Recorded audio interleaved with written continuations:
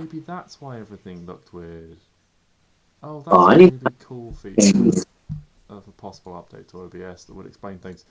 Anyway, welcome to the weekly time where we all delve into a mad sense of hallucination together and do D&D. A brief recap of last time while I pull up my notes that I really should have had out earlier. And no, I don't have to open my email. Last time, Klari accepted an offer from a hooded stranger in her dreams, receiving a magical ring for it, which granted her access to a few more spells to help aid her desire to discover and uncover pieces of history. The party travelled for a number of days from Halion towards Ithemel, looking for Lady Verona, the Lord of Ithemel, hoping to claim markers of passage from her that would allow them to travel within the borders of the Olmasrin forest unimpeded. Having done service for her in the past, they were hoping that she would be willing to aid them. They encountered a pair of guards while they were skirting around the city, and after some combined distraction work, they were able to hide and abscond with the stolen armour that the guards were looking for. They encountered an interesting tavern called Bodyknock's Barrel Bar, and after spending some time inside, figured out the unusual nature of the place, Klari using one of the new powers of her ring to help uncover the fact that this bar exists in multiple places in space and at once, it seems, and automatically randomly locates itself, and people sort of wander in and out and return whence they came, mixing with individuals from who knows where. Upon exiting, Stix had the idea to potentially try and subvert this natural teleportation point that it had set them up to speed them along the way, and came very, very close, within a fraction of success. So sad. But unfortunately was not able through willpower alone to subvert it, and so the party carried on. And this is where we pick up with them 6 days into what is approximately a 12-day journey. Woohoo! You guys have just about made it out of the forest, started travelling across these open plains, and it is the morning of the 7th day. You guys all wake up from a long rest, and as is your routine, make your way off on your journey aboard Elvis, the elk. He is a fine steed of the paladin of Stix, and on Neo's still unnamed black horse. Again, if there's... Oh my god, can we call him Lloyd? Pardon? We'll call him Lloyd, because Lloyd's back says that black horse.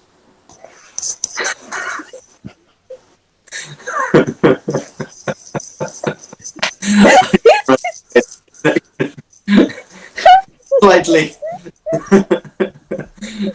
I mean, Stix saw an ad once for a bank in one of the cities we were in, run by a man named Lloyd, and he had a very beautiful looking black horse.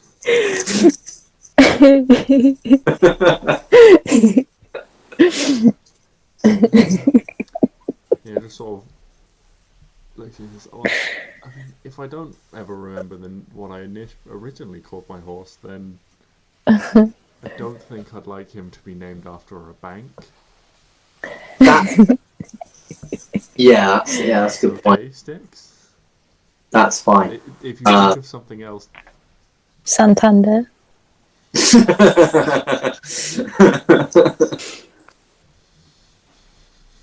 Exotic, you know. Oh, I've not heard that word before, Owen. What does it mean? Yep. It's bank in French. What is France? What is French? Alien language. Don't know. You speak alien. Yes, I speak many languages, you see. Anyway. What about Holy Scourge of the Blight Champion? Or HSBC? For sure. Anyway, let's continue. As I mentioned before, when we started this journey, this is going to be one of these slightly montaged extended travel periods that you're on. So, if there's any small projects anyone wants to be working on while they're traveling, opportunity to do so. If you want to maybe retcon and go back a couple of days as well, if you thought of something between sessions. Otherwise, we will just carry on. No, not really. Probably just sort of being a bit, holy-ish, sort of, making sure I'm praying. I'm like I'm being good to the wildlife and the nature. Practicing my sort of like weapon, sort of fighting with Neo every now and again, just to keep in tip-top shape. But otherwise, that's pretty much it. Yeah. Keeping myself strong. During the day, now you're out from under the main. Well, which route are you taking? Are you cutting across the plains themselves, or are you, now you've reached the edge of the woods, are you skirting around? So you guys are in this area here. I know your plan was to cut to the river at some point to try and pick up some water travel to speed you along the way. Yes. Are you cutting sort of as the crow flies to the river and then you'll go from there, or are you staying more within the woods? What are you looking to do? Probably say direct. Yeah, direct. Just get there. And also, if we come into it's pointless staying in the woods, potentially coming into any more trouble with like elves and stuff, especially on a big border like this. Near the river and stuff, we're probably more likely to encounter trouble there. We probably want to get out and just head straight for Ithemel. Alright, so as your day slowly passes, already riding side by side, you spot a familiar sight off in the distance. Way out, certainly several miles away, and possibly several miles up in the air as well.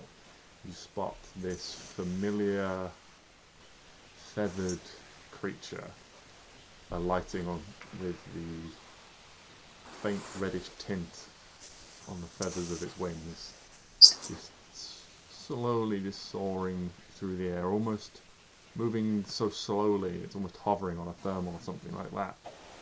So This the thing that was trying to eat the cows. This is indeed. Okay. Oh, shit. Oh yeah, the rock. Okay. Don't turn into a cow, anyone. No. I mean, you're the only one, I believe, who has the power to do that. So, Me? yeah. Oh. So you don't turn into a cow. Okay. It will not be good for your health. Okay. I'll try not to. And you turn into probably another big bird isn't a good idea either, because obviously you'll just see that as a threat to his reign. So what about a... Nothing. Don't turn into anything. We should... Oh, see, now I'm actually thinking we should go along the forest. Because that fucker will be hard. and painful. This is If it's a long way off. This creature is certainly a number of miles away, you guess, and doesn't seem like it would be an immediate threat at the moment, but the flames are certainly open and more dangerous from a something can see you from a long way off perspective, but you can also see it, so it cuts both ways. My worry is that if this thing was to come down and attack, because like last time I believe we actually did a little bit of damage to it. Like last time I believe we actually pissed it off a little bit. If we were to do anything like that again, or if it no one no? attacked it last time. It was a stampede, and you all managed to run with this, for the most part, run with the stampede. Oh, I thought one of us shot at it to try and get away. No, that's my bad.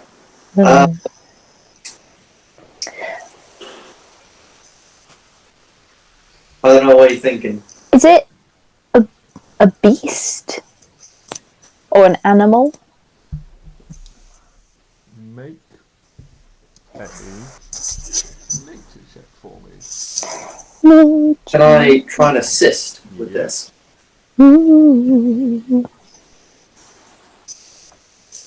Gain a little bit of advantage. 18.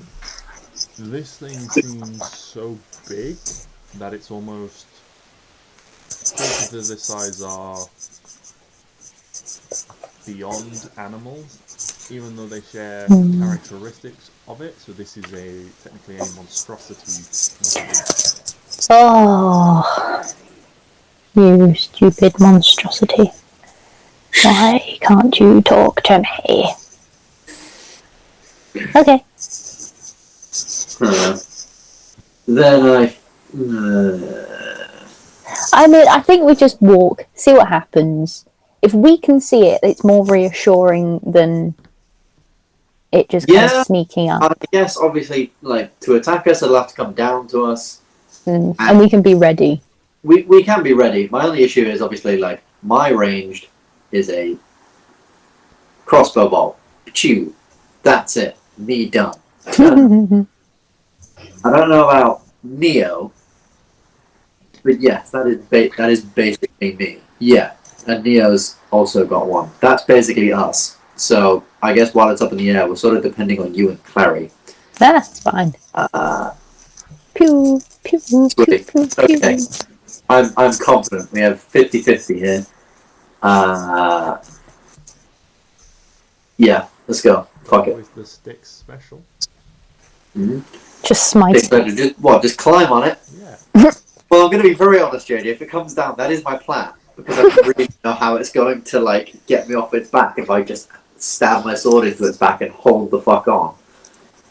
Maybe it works like Ratatouille and we can ride it by, like, pulling its feathers. Maybe! Oh my god, yes! What if we can get, like, I mean, like, you know, Elvis, you're pretty cool, but you're not that thing. Just wait like another 3 levels. Just wait 3 levels, and then you'll be like that thing. But right now, you're not quite there, buddy. I think, hold on. Holding on. No, damn it, no, you have to wait. What are we up to? Oh no, you have to wait 3 levels for me to fly too! Oh! Wait, how can you fly? If I become a bird. Just turn into a bird. I don't know what Clary's gonna do. I guess she'll just sort of chill out. It might be 5 levels for you, Stix. I can't remember what level. Oh no! I was just thinking this. Surely they're not gonna. No, yeah, because it's a 4th level spell. I don't even have 3rd level spells yet. Ha ha ha ha! So it's probably something like 5. How many people can you fit on a giant eagle? On a giant eagle? Yeah. Oh, how big is a giant So, eagle? Don't know. Giant? Giant? Classed as a large creature, A large creature. and if you're going by that proportion, One. I 10 by 10 feet. So probably something like 1 or 2, I would say depending. 1 at normal speed. If you're carrying 2, you're gonna One. get probably travel at half speed, and be very and tire very quickly. What if one of them was a halfling? Also, what level are we? 8. We're 5, 8. 6, 8. Okay. So yes, it is 4 levels until I can make Elvis fly. It's 13th level. Oh yes, no, yes. I know maths. But at next level, I can blind people by whacking them. So that's pretty cool. The next level, I can swim. Shit! I know. You've been on the sea and everything. I know. I couldn't swim before. You know, I was just floundering around. Just That's why we almost died. It's not the cold. So yes, there's this tiny, tiny little bird far away off in the distance that you spot early in the morning as you sort of break out from the tree line and make your way across. Fuck it. Let's go. I have faith in our capabilities as a team. The day Yes. passes slowly, as these days do. The landscape is very similar as you trudge your way south. The weather has become much, much colder again. You're sort of having to dig through your bags and drag out sort of extra layers and things like that and throw them on as you break out from the tree line. And although the weather is still the same, there seems to be this almost magical nature. The magic that infuses the forest itself seems to make the temperature more temperate. And although you've come 100 miles or so further south from where you entered the forest, it is still pretty chilly. As you're walking, you can see evidence of a little bit of snow having fallen maybe in the last day or so, slowly melting away, and you find that while the sun is warm, there's a bite to the wind and things like that.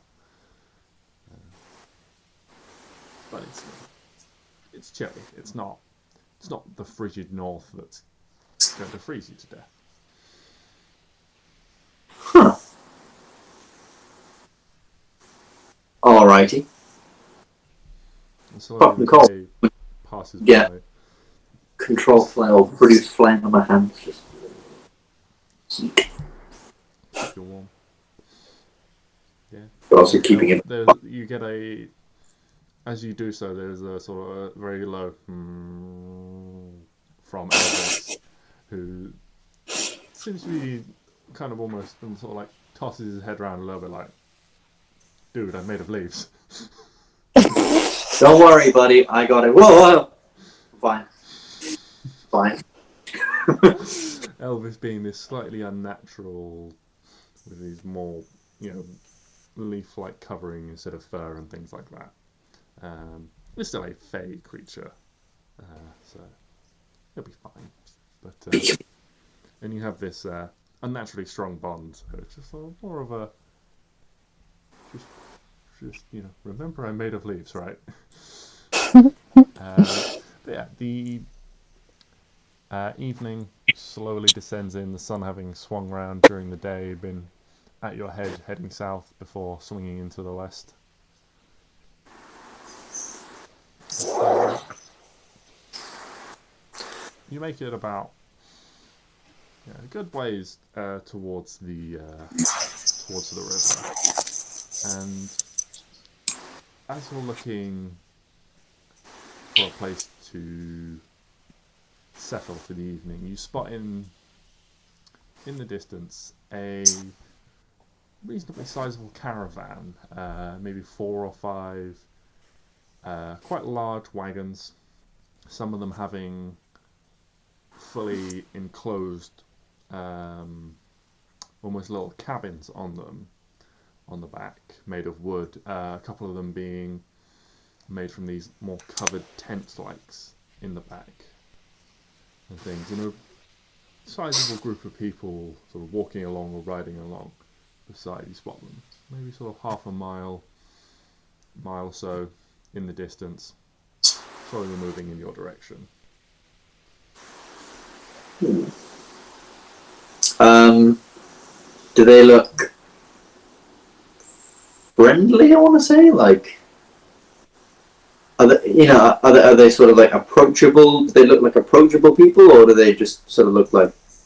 Yeah, so I would say there's a couple of miles away. You've got sort of like the basic impression of a group of people and some like caravans, like wagons and things like that. So make a perception check for me. Oh Lord! All right, that was in the wrong game entirely.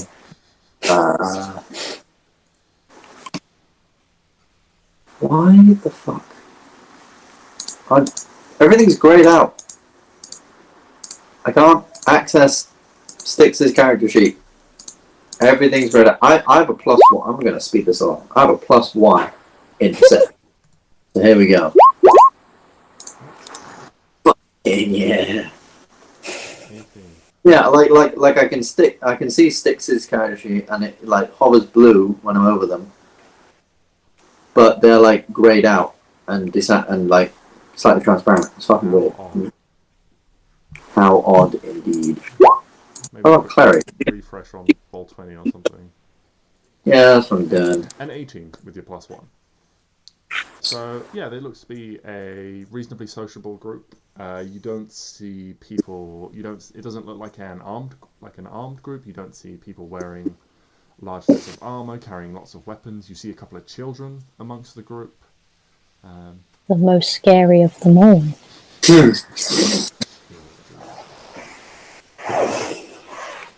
Yeah, it looks like they look like an approachable group. They're throw back on what I said and say a couple of miles away. But the plains are very open. They're roughly in the direction you want to be travelling, moving vaguely towards you. I say we definitely go towards them, and then the rook will take the weakest looking one, so he'll take the children. Wait, so they're heading towards us. They're obviously going in the opposite direction to us. Yeah.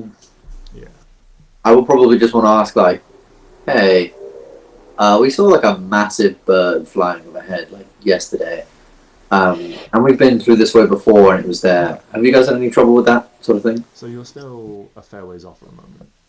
Oh, okay. Then I will say none of these things and think, that's what I'm going to say. Yes, that sounds smart. That sounds reasonable. They won't think us weird. Unless they haven't seen it, and then they do think you're weird. Nah, weird shit happens in Kavran every day. We talk to a stone dragon, like a little dragon made of stone. I think things are fine. And a that like was there and wasn't there. And I'm riding a wooden elk. There are weird things. True. Very true. Oh, and that small thing of somewhere an undead army's walking around trying to get to places, Ah, yes. Strangers. Does it look like they've come from an undead army? They've run away from an undead army. Make a perception check for me. Great, they've definitely run I away. don't like JJ's smile there, because that smile is almost reminiscent of. Yes, they definitely have. But also, that's a stupid question. So you've got a little bit closer now, maybe sort of quarter of a mile closer. They don't look ragged. They seem to be travelling well. They've got a reasonable number of horses. What race are they? Pulling the wagons and things like that. They all look human from here. That's what you can see. They could be some elves there. It's too far away to distinctly see ears. Show me your ears.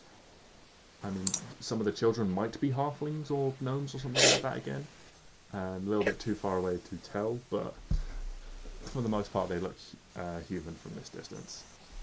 But yeah, they look reasonably in good spirits. You can see sort of the children in particular are sort of like messing around and then like running along beside to catch up and like jumping on and off these slow moving wagons and things like that. They don't look like a group of beleaguered travellers who are fleeing or down on their luck or anything like that. You can see they've got a little bit. You can see some like brightly coloured paint and things on the side of their wagons. They look in good nick. They don't look like they're struggling from this distance. You can see.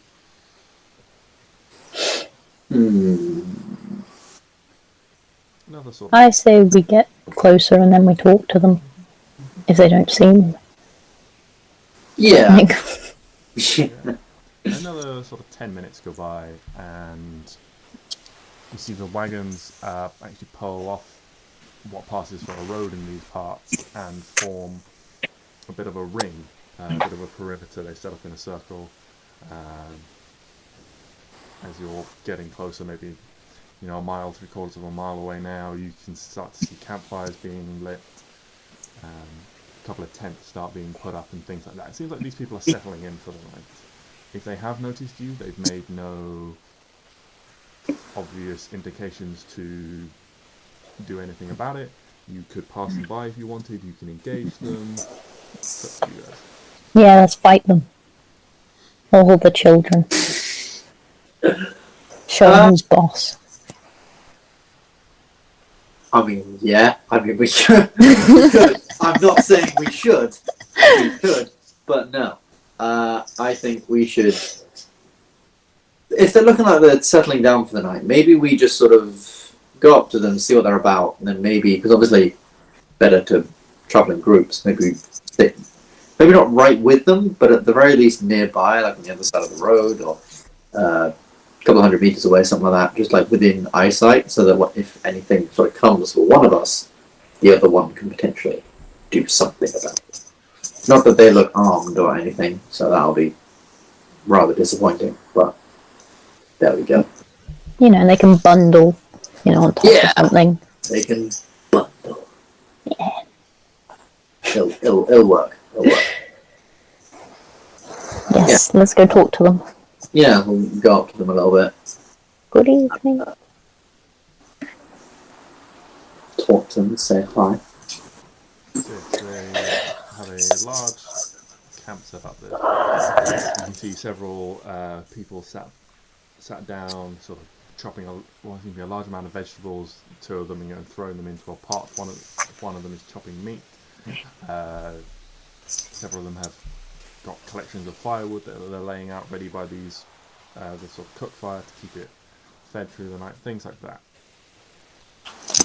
And as you approach, a tall man in his sort of mid-40s spots you coming and walks out to sort of greet you just on the outskirts of this camp. And greets you with a very sort of jovial hello. Hello, good sir. Hello. Fellow travellers on this, what would I like to see? Yes, hello. My name is Didn't Stix. see anyone for a couple of days except ourselves, and while there may be many of us, new faces are always welcome. Indeed.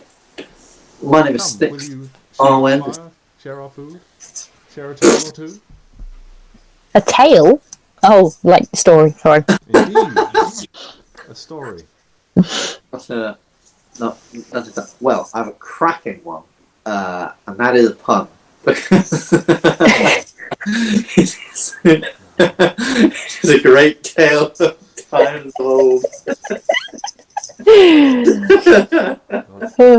Humpty Dumpty again. The tale of Sir Humpty Of Dumpty. and his great war. Oh dear lord. I made a slight adaptation to the tale as well. I think this version is really going to get people going. Well, that does sound intriguing. We are the Aegis Ubiquity travelling troupe. as you might The say. what? The what? Sorry. Aegis ubiquity. The The Aegis ubiquity. Aegis. Aegis. A-E-G-I-S. A-E-G. Wait a goddamn minute. Neo, Yeah. that's your friggin' surname. Bitcoin. What's up with this? What the bloody hell's a ubiquity? I don't know. Big words aren't my strong suit. That's why I need this thing. Points to the little silver. The hat. Indeed, as he says this, the name Aegis does seem to strike a chord with Neo, and his brow sort of furrows, and almost like he's trying to recall something. At this point, the man sort of says, I see the name means something to you. Well, allow me to introduce myself. I am Argyle, the leader of this troop, and yes, named thus for my lineage. I can trace it back to the fabled Knights of Aegis. Neo, what you been up to? You're having babies and stuff. That's gross. Well, I don't believe I would be directly related to your friend here. You two descended from the Great Knights? Wait, were there lots of them? Wait, are you not special? Oh, we've been wasting our fucking time. I think. Hold on. Sidebar a minute. I think probably Neo is special in the sense that he's like a prince or some shit. Like his dad was obviously this evil overlord dude. Well, not overlord, but obviously How much this. of this are you saying out loud? Huh? The man you've just met. Not a lot. I'm just gonna turn and say, Neo, you've been holding out information on us, you scallywag, you. God. What is this ubiquity, sir? It's just a catchy name that we go by. Yes, but what Ubiquity. What are you? Who are you? What are these knights? I need more answers. That is a lot of questions. Please, come, take a seat by the fire and we shall get to know I'm one another. Stressed. Can I offer any of you a drink? We have a little bit of wine on us that we will happily share with anyone we meet. Yes, I need to get drunk. Yeah. Fuck it, why not? Actually, we shouldn't take wine from strangers. We don't even know their name. Well, we know his name, but we only just know his name. It's fine. Okay, fine. Wine, please. Didn't even let me come up with some kind of argument for it. Fine, okay. I think I've got wine or something of alcoholic variety. I have. Nope, I have the exact opposite. I have healing lemsip. Ah, yes. Yum, yum, yum. And goblin special sauce. And water skin. Wow, Stix is not exciting. We have alcohol. Damn. All right. Yeah. I'm just sit there and say, oh, none for me, none for me. I will stick to water. Give me your fine wine. Travel. Yes, of course. Well, please. Pull up a stool and gestures to a stack of logs that have been placed in around the fires for people to sit on.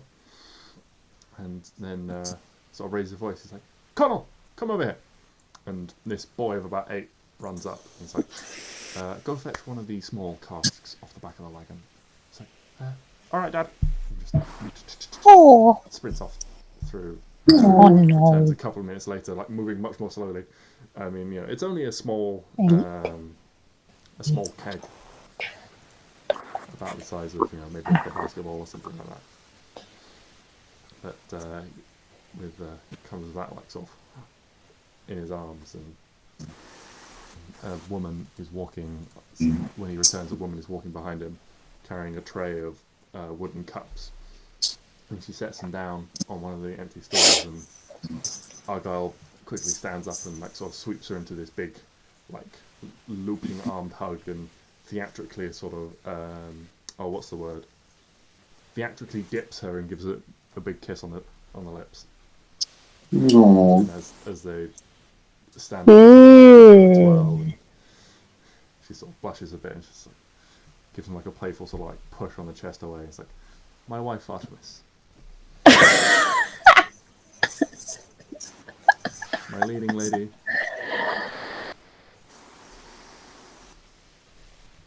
Yes. So you Okay. who will it, who and he's pouring out who pours out many cups and starts like offering who was it to just like offers what you want, one Stix anyway. Neo takes one, and there's one for Klari and Arwen. Speaking of, she just said that she's on her way home now from us. Yeah. Well, we have a question for you guys. So we were travelling through here a little while ago, and we came upon a very large bird, an exceptionally large bird. You have encountered the rock. No, it was a bird, not a rock. Oh no, right, I see what you mean. Yes. Yes, I would just like to know if this is a problem or not that we should think to consider. Well, we have travelled across the plains a couple of times in the last couple of years. Not had any problems ourselves, but from Okay.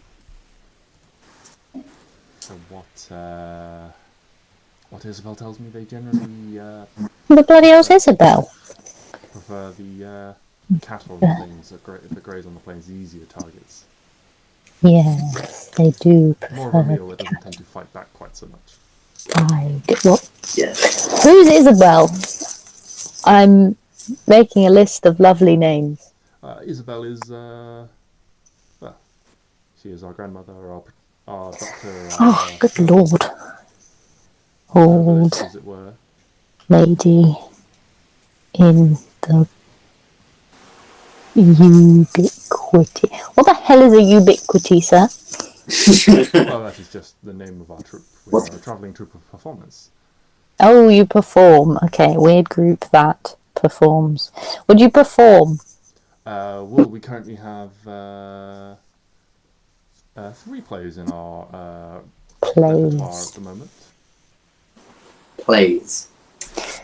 Yes, indeed. We have 2 kings, Loved and Lost, and Queen Desired are our current. 2 kings, loved and lost, or queen desired. Indeed. They're not like Pardon? 2 kings, they loved and then they lost each other. No, And then- they are. Those are 3 different play titles. See, Ah, boy, that's boring. which one are you doing at the moment? Well, those are the ones we currently have rehearsed and ready to perform. We are, in fact, on our way to Calgrove to perform Calgrove? at Lord What the- Ronald Leandon's 250th birthday. What a legend. Huh, Indeed, That- it's old. we are in the service of Lord. We are in the service of Lord Ashway, and are performing in his name as a gift. Yeah, Lord Ashway. Old Ashway. Is he a elf? Lord Ashway. No, that's not how you spell words. Ashway. Ashway. Probably an elf lord. Is he an elf? These things live quite a long time. I know dwarves live quite a long time. I think. Lord Ashway is human, to the best of my knowledge, as are we all here. Disagree. So, why? Live to 250 years old. Oh, he's an That elf. is Lord Ronald. Roland Leandon, who is the Lord of Calgrove. Ah, I see. Right, They yes, are in there the was service of Lord Ashway. confusion. Yes. Okay, I'm with you now. Why are you people called the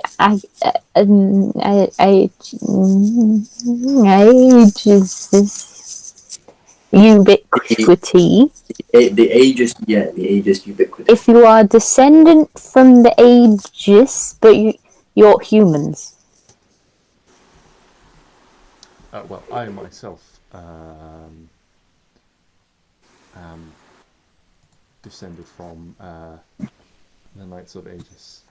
Okay, who are the Knights of Aegis? Oh, they are fabled knights from the tales. A Knight. group of protectors who served to protect the land, as they say, from evil. And when a great evil befell the land, and the land rose up to defend itself, they were the knights who stood vigilant and valiant. And when the evil was cast down, they were the ones who resided over it. It is mostly a story, a legend. Oh, when you say resided over it, do you mean like they buried it and then they were like down there with it to guard it? I mean, that is how some versions of the tale go. That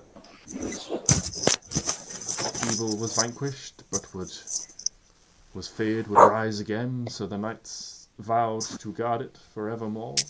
How do we get the knights back? How do we get all of them back? Say, hypothetically, we have one of them. How would you get them all back? Well, I believe that they were an order, like many others. People devoted themselves to it. But over time, as this perceived threat never rose again, people became disinterested, they fell out of favour, their castles were diminished as their families died out, their lines were lost. Well, were there any? Do you know the names of them, of the knights? Oh heavens no! This was hundreds, thousands of years ago. Was there one of each race? Not that I have heard of. God damn it! What do you know? It's an interesting twist to the tale. What do you know? What exactly do you know about these knights? What is it that you? What is it that you know and we haven't asked yet? Essentially. I mean, not much of any specifics or consequence. They were knights. They protected. You know, as I said, there is belief that once evil was vanquished, it might rise. Who was the evil? It's unknown. A great evil that plagued the land, and I'm actually writing a play on this.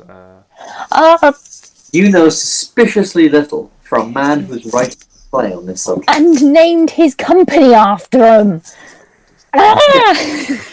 I'm just saying, lots of this better be fiction.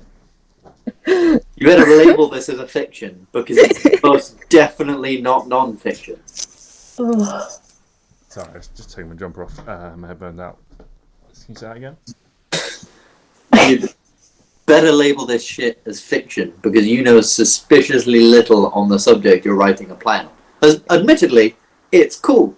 The Order of Knights, I mean, this, that, the other, cool. It's a legend. But you know, legends make for great stories, but that. Do you mind if I use that as an element? A knight from every race would help unify things and give it a sense of purpose. Go for it. Put me in then you've got to go through the problem. I am a contributing race. artist to this piece. Put me in the credits. Well, anyway. Makeup. We are a travelling troupe. We are quite used to doing some of these things. Can't tell if that's racist or not. You know, is that like when people do blackface? No. Sticking a couple of pointy like bits on the end of their ears and going, "Oh, I'm an elf." Is it a little insensitive? Don't know. How would that work in a fantasy world? I see personally. I would think, and if, for example, if people were to do it in Amber, I would see that as somewhat racist, making fun of them for that, or not necessarily making fun of them, but it would definitely be an uncomfortable situation. Depends if they were an oppressed race or not, I think. But if you're just That's probably portraying true. a character, Yeah. When other like, I races wouldn't see do there necessarily as anything wrong make themselves white, it's in like, a meh. play about an elf, for example. I guess, For a yeah, group especially when such as this, to just use a human and make I guess as well. give them very slightly pointy ears, so that it was clear to the crowd that they were an elf. An elf. Yeah, I guess as well in a sort of D&D setting, there is a lot of races in D&D. So things like racism and stuff are probably people are probably more used to the different races and there being them and stuff, rather than us. Yeah. You know, you could potentially There ask. are a lot of races. Well, there are a lot of races, obviously. Anyway, Oh, skating past this very sensitive topic. yes. I still have so many questions. He doesn't know anything. He doesn't. I Well, you know what, good sir. how did you learn about it? How did I learn? Yeah, about the knights. Well, one of the was a tale passed down to me by my father. And Where's your dad? Where's your pop? My father passed away. So. Oh Christ! Where's your gran? Where's your gran? Unfortunately, most of my family has. Most isn't all. Where's the eldest person in your family? That would be me. Oh, good lord. Okay, where's that old lady? Isabel. Isabel. Just points to the other side of the campfire where there is sort of quite a grey-haired woman, looks to be in about her 60s, is sitting with another man and a woman, and they're all still sort of chopping. Well, most of the chopping is now done, and she's just sort of like stirring. She's got a pouch of herbs and just sprinkling it over this big cauldron that's cooking over the fire. I think we should go talk to her. Oi, Belle. Of the Izza variety. Yes.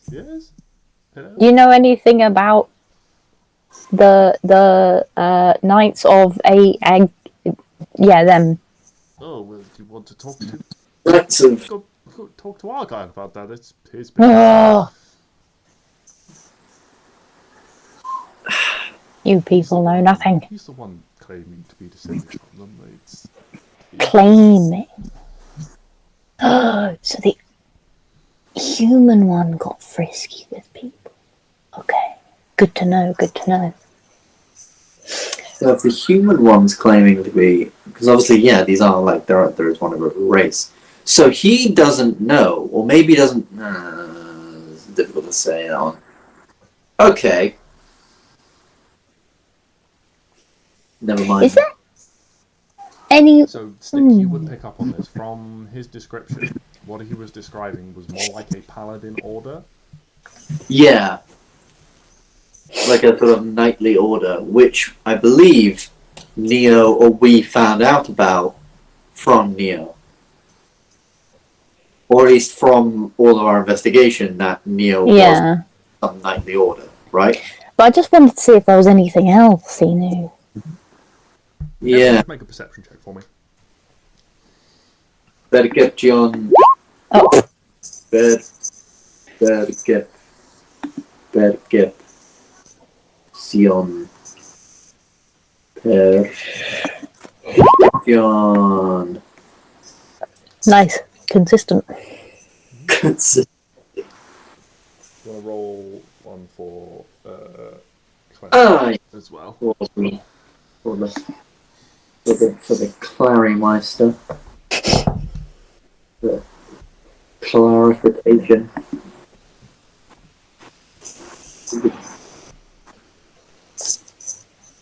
Oh my god, this is going so slow.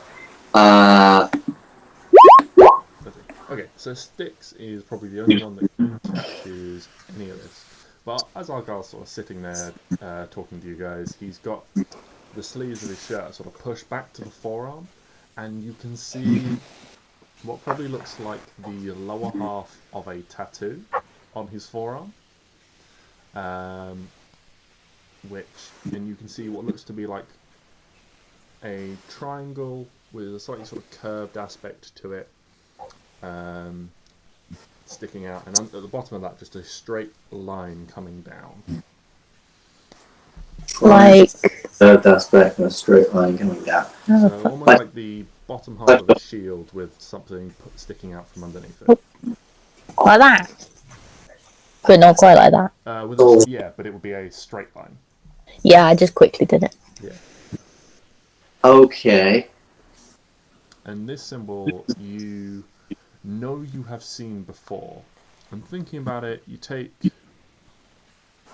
a moment to recall, and yeah, it is a symbol you've seen before. It just jogs your memory slightly.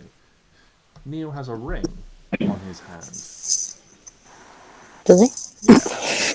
Yeah. That has never really been of any significance, but it's like a signet ring.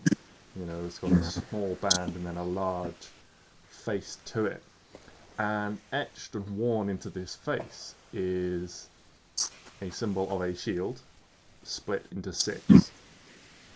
So it's like it has like 3 lines slicing through it to divide it up into 6 sections. Like how you often see shields can be like halved or quartered. This one is actually split into 6. And then behind it is a spear. May I make a insight check on this guy? Because obviously we're bringing up a lot of this stuff. Yeah. Does he seem at all bothered or slightly concerned by any of it? I feel like my insight should be higher. I know, I guess wisdom.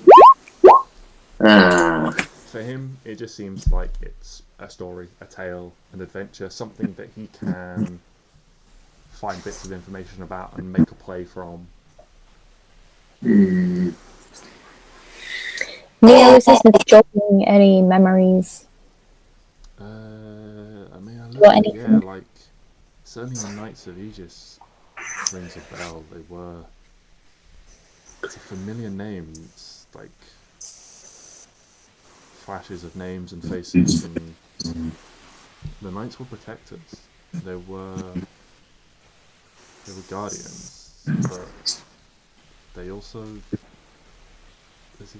died out. Or did they? They faded from existence when why did they fade? I can't remember. This is concerning. But what? Why? How could they have faded out, and then they fought the evil, and then he was buried underground? I'm having Because they went to sleep, ready to awake for when evil came, essentially. Isn't that why Neo woke up? Because there's evil. Yeah. But then why the whole thing? There was the knights, and then Neo said they faded out, but then they must have come back to fight this evil to then go underground with the bad guy. You know what I mean? Or am I not understanding something? Okay. Okay, so knights, they faded out. Faded out. And then they came back to fight an evil. Yeah. And then they went underground to stop this evil. But yeah. I don't think they faded out then. I think they were knights, and they stayed, and then the evil. But then Neo's just said they faded out. Yeah. So he couldn't have known if they faded out after he went underground. Because he's not telepathic. Exactly. Well, not that I know. Neo, are you telepathic? Okay. Hear a voice in your mind say, No. Okay. "This food So is what if delicious." there was lots of knights, and I mean like lots and lots of knights, Mm-hmm. and then they faded out to become the small troop that we saw as stone underground. That's what fading out means, because fading out doesn't necessarily mean gone. They just faded out. Yeah. Like Neo is still here. That's why there's not many of them. That's why when we went under there wasn't like a terracotta army of soldiers. There was just like one of every race, because that's what they had at the time. They had one of every race to protect people. And then they decided, you know what, we're all going to die at some point, but this evil has to be stopped. It could come back any time. Let's do this to ourselves, let's turn ourselves into stone so that whenever it comes back, we can face it again. Rise from the dead. I just want the rest of them to come out the ground. Yes, that would be awfully helpful, wouldn't it? Because Neo's been kind of cool at sometimes. Now imagine like 8 other Neos. Well, where were we when it happened? Okay, I'm so pretty sure we were somewhere like here. I also think I Or thought it was on the other side of the river, like here. Oh, we were there. Were we there? You were on the west side of the river. We're on the west side of the river. Aha. Like here. We were definitely near the river because that was obviously our first port of call. Mm. And it was in a small town. Mm-hmm. So we could obviously easily find that town again and then from there retrace our steps. Mm. So that's not a problem. Because, I mean...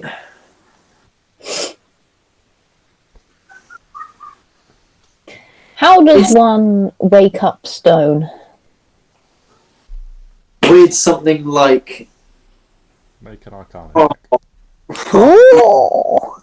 Oh, we might have to go... Because I'm thinking, right, that lady that we went up, she can probably do it somehow. The lady that awakened Neo can probably do it somehow, some way, right?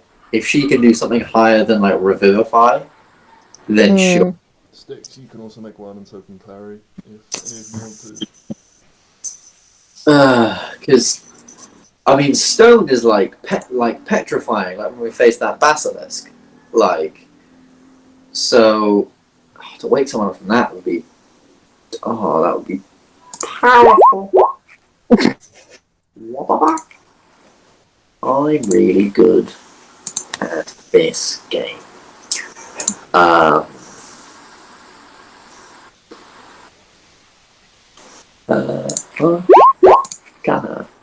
That's just very disappointing. Okay, none of you guys know anything beyond the guesses you've already made. Yeah. I am gonna let when we get one day when we go back, whenever that is, I'm just gonna let Hugo lick the dragon one and see if it works. Good idea. Yeah, that's all I got. Yeah, how did Hugo get out? But Well, yeah. Where did Hugo come from again? he was a rock on the floor.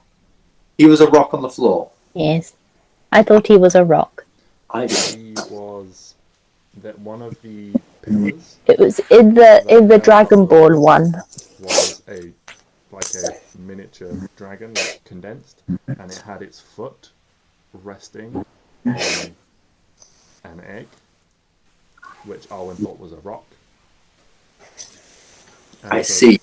And the egg was one of the things found next to Neo. It had become shifted, moved maybe through the collapse of the roof, maybe through some other means. It had become dislodged from underneath this foot, and so was one of the things that Arwen took with her. I remember this now. Yes. This I'm very confused by sort of like purplish patina to it.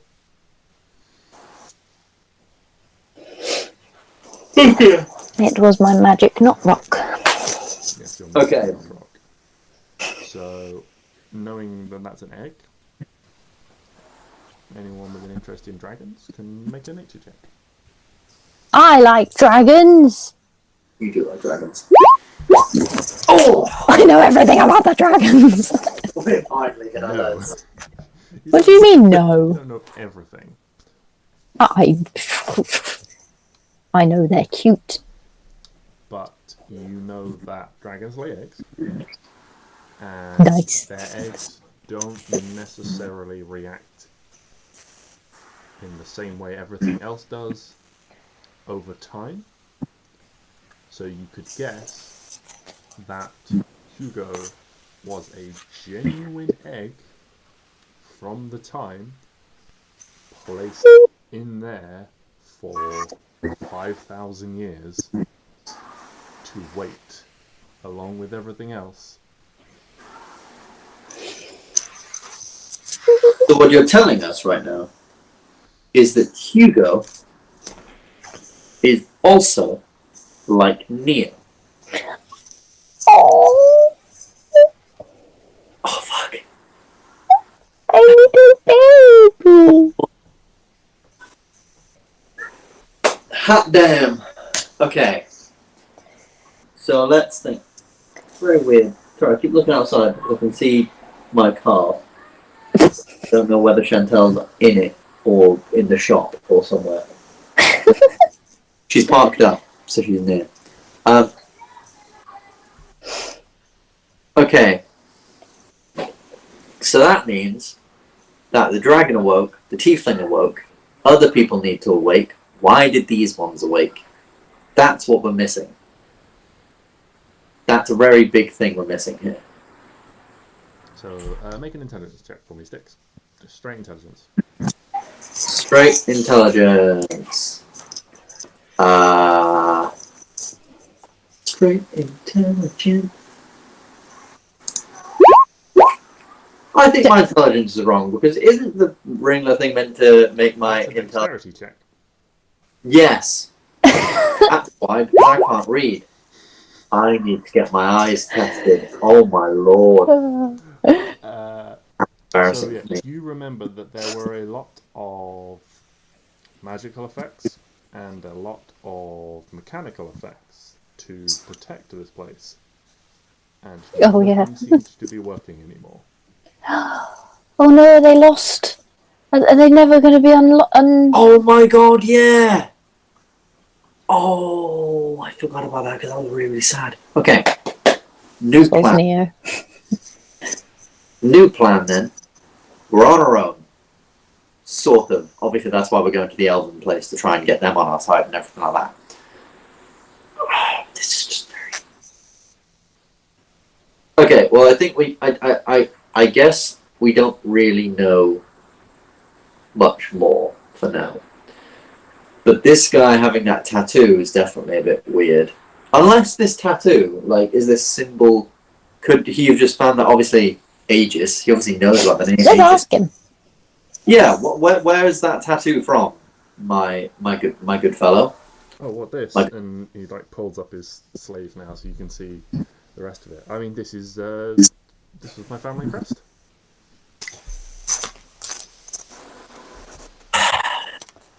You are a very interesting man.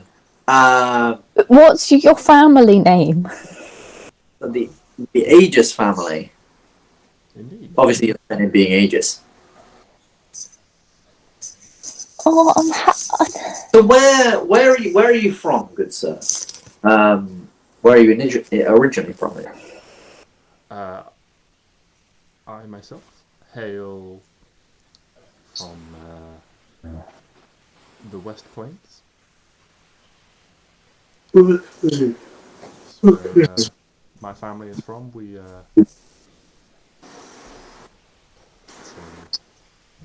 Slightly. It's a story. Yes, I established this troop from misfits, runaways, people with nowhere else to go, people looking for a place to go. My father was a more stubborn man. He was a more traditional lord, you might say. You're a lord?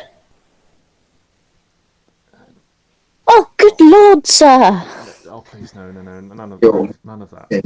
But we... I'm having a hard time talking to you. It's like getting blood from a rock.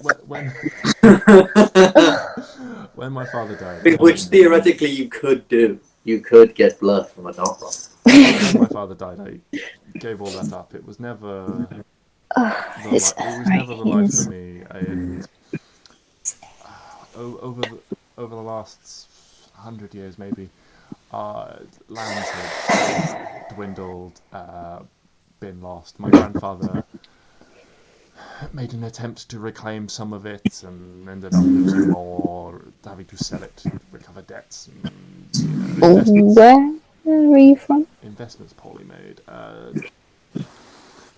A small lordly holding, a small area of land. Have you ever heard of Blackspire, Winstad, off in the West Plains? Heard of them, yes. The bloody capital of Maybe. like the big part. Yes, indeed. We have my family used to hold a small estate on the outskirts. You were the lord of. Well, your family was Oh, a God. lord. Oh, sorry. I'm so sorry. You've got completely the wrong idea. There are many lords that live in that area and court the king's favour. And so on. No, we just held a small patch of land, and this is now belongs to someone else. You're a very historic family. Like, you have a lot of information on your family. It sounds like a very interesting place. Do you come from old money? You know, agents and things like that. Yes. Cool. Well, unfortunately, none of that ever really interested me. I was much more into the performing arts. Oh, good lord! But it is there. Like, this information could potentially be found. I suppose so. It would depend on whoever bought my estate did with the books. You didn't. Indeed. Oh, Jesus! Hello. No, I Hello. passed it all off, and by the time my father passed away, I had been home for some time. I probably should have been, but we didn't get on. Anyway, that's beside the point. If I hadn't left, I would not have met my son and stars. And he gestures towards his wife. Oh, right, sun and stars. I thought you meant your son. I was confused. I would not have also been blessed with my son. Sort of reaches over and ruffles his son's hair. His son is sort of sitting in his mother's lap. Interesting. Right. Well, I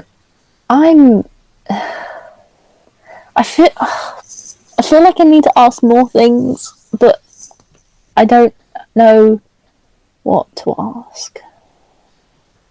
Well,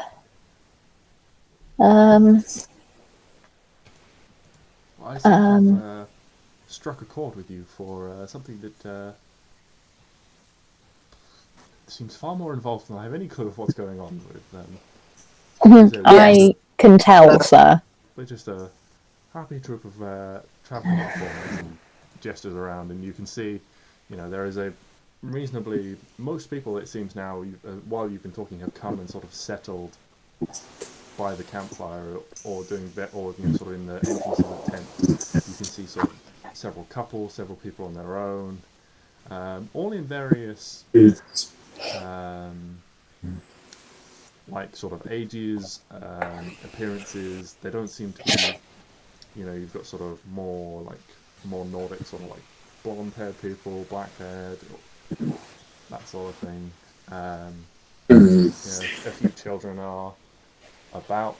You can see one man is sort of sitting there, is incredibly big and strong-looking man. There's another one. There's a woman sort of sitting in the doorway to a tent, repeatedly sort of throwing the same knife into a block of wood and sort of pulling it out and throwing it again, pulling it out and throwing it again. Well, we are just humble adventurers looking to. We've stumbled upon some information, and we're just trying to piece a lot of different things about history together. It's what gets us by. It's what gets us a little bit of money, and what gets us moving on, I guess. Well, indeed, I can certainly relate to that. I have an interest myself. Those little fractions and facets of history make great foundation for writing stories. Indeed, it is what I've based my our current repertoire on. We have several in reserve for when we need to, but occasionally we pick up a thing or two by request. Hmm. I request you Well- stop talking about your plays. Not a fan Well- of performing arts. No, That it saddens my heart. Maybe a bit of Well- music and merry will change your mind this evening.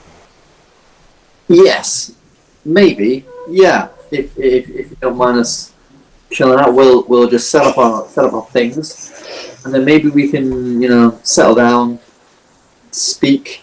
I can tell you the great tale of Sir Humpty, and you can regale us with some tales and things of your own, maybe safety in numbers and all that on these roads. Yes, of course. Travel is most welcome amongst us. Yes. So if you give us a moment to settle down, and we'll be right. Yes, Right. by all means, take the time, set up your tents and things wherever you like, and sort of gestures to a spot amongst the other tents. And we shall make merry this evening. Indeed. At which point he reaches down and picks up a fiddle that's been like beside the stump he's been sitting on, and a bow played on, and sort of like jumps to his feet and starts sort of like dancing around, and is very happy sort of on the fiddle starts and people sort of sitting there they all start sort of like clapping along, and then he starts to sing. I feel like we've made an error. What do you mean? It's a sing along on the road. I preferred the orcs that, fought each other. That was Admittedly, much yeah, more it was fun. a little bit cooler, but come on! If there was no such thing as music, you'd love this kind of thing. Wait, that doesn't make sense. Yes, if there was no such thing as music, I would love this.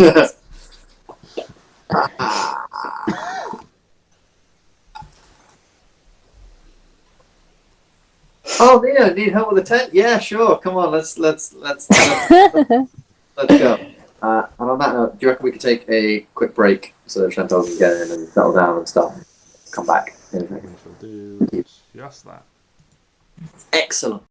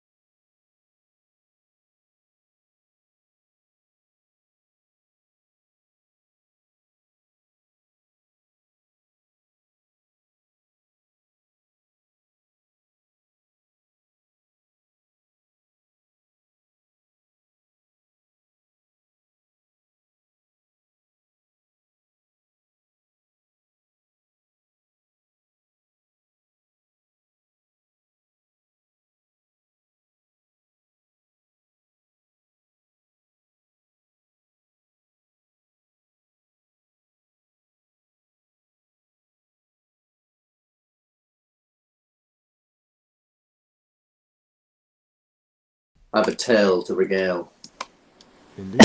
Regale us with your tale, says Argyle. He is done fiddling this tune and everyone sort of sung a few songs and things like that. Yes, Stix. Regale us with your tale. So many, many moons ago, many hundreds of years ago, there was, in a fabled land,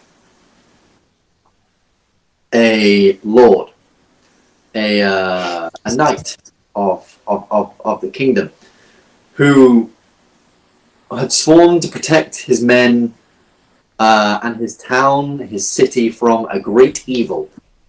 And to do so, he constructed a great wall. Now, this Sir Humpty, however, was no regular lord. He was a golem made of stone, cracked and old, but no less deadly. And though people had mixed opinions about him, he was smarter than many people, and had his people's best interest at heart. And Mr. Lord Humpty, Humpty Dumpty for his actual name, spent a lot of time sitting and pondering upon this wall until one day his enemy attacked. And Humpty Dumpty sat on this wall, but unfortunately as the enemy attacked, Sir Humpty gave his life to protect his people. But unfortunately, with giving his life, he had a great fall. And unfortunately, all the king's great cavalry who came in to save the day. So obviously, he fell. He fell off the wall. The city looked to be in ruins, but thanks to his wall that he had constructed, the villagers managed to escape as they couldn't get through the wall quick enough. And the king's cavalry came to save all the people. However, all the king's horses then could not put Humpty back together again. And that ends the tale of Sir Humpty. Roll the performance check with advantage. But yes, this is what I played time for. I cannot wait for Stix to die or leave so I can play my bard, and shit like this ends up being a lot more epic than it's about to be. Because I can regale it with instruments. Although I do have a pan flute, but that's fine. I have a +4 performance. Here we go. Fuck! It's alright, you've got advantage. Oh, okay, 14. No.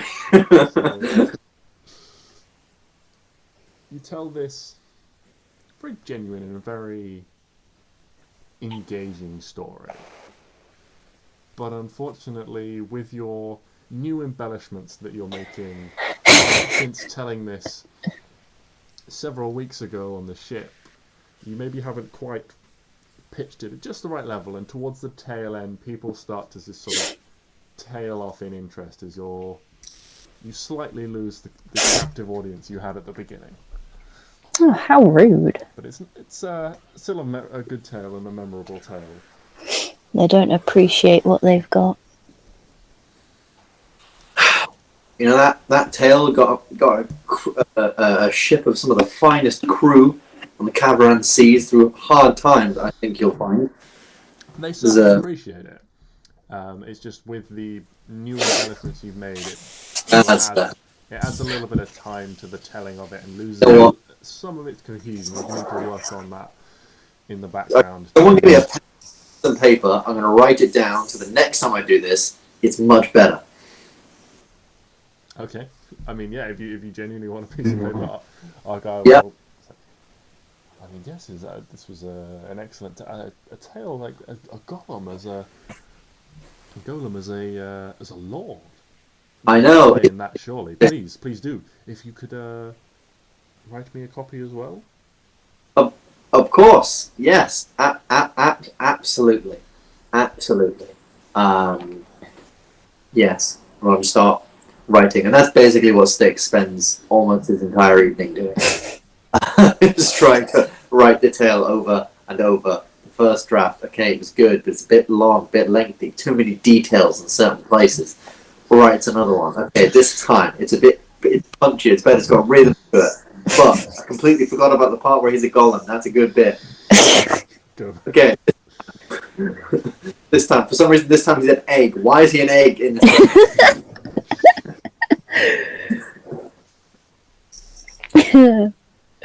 So that's what Stix spends his evening doing.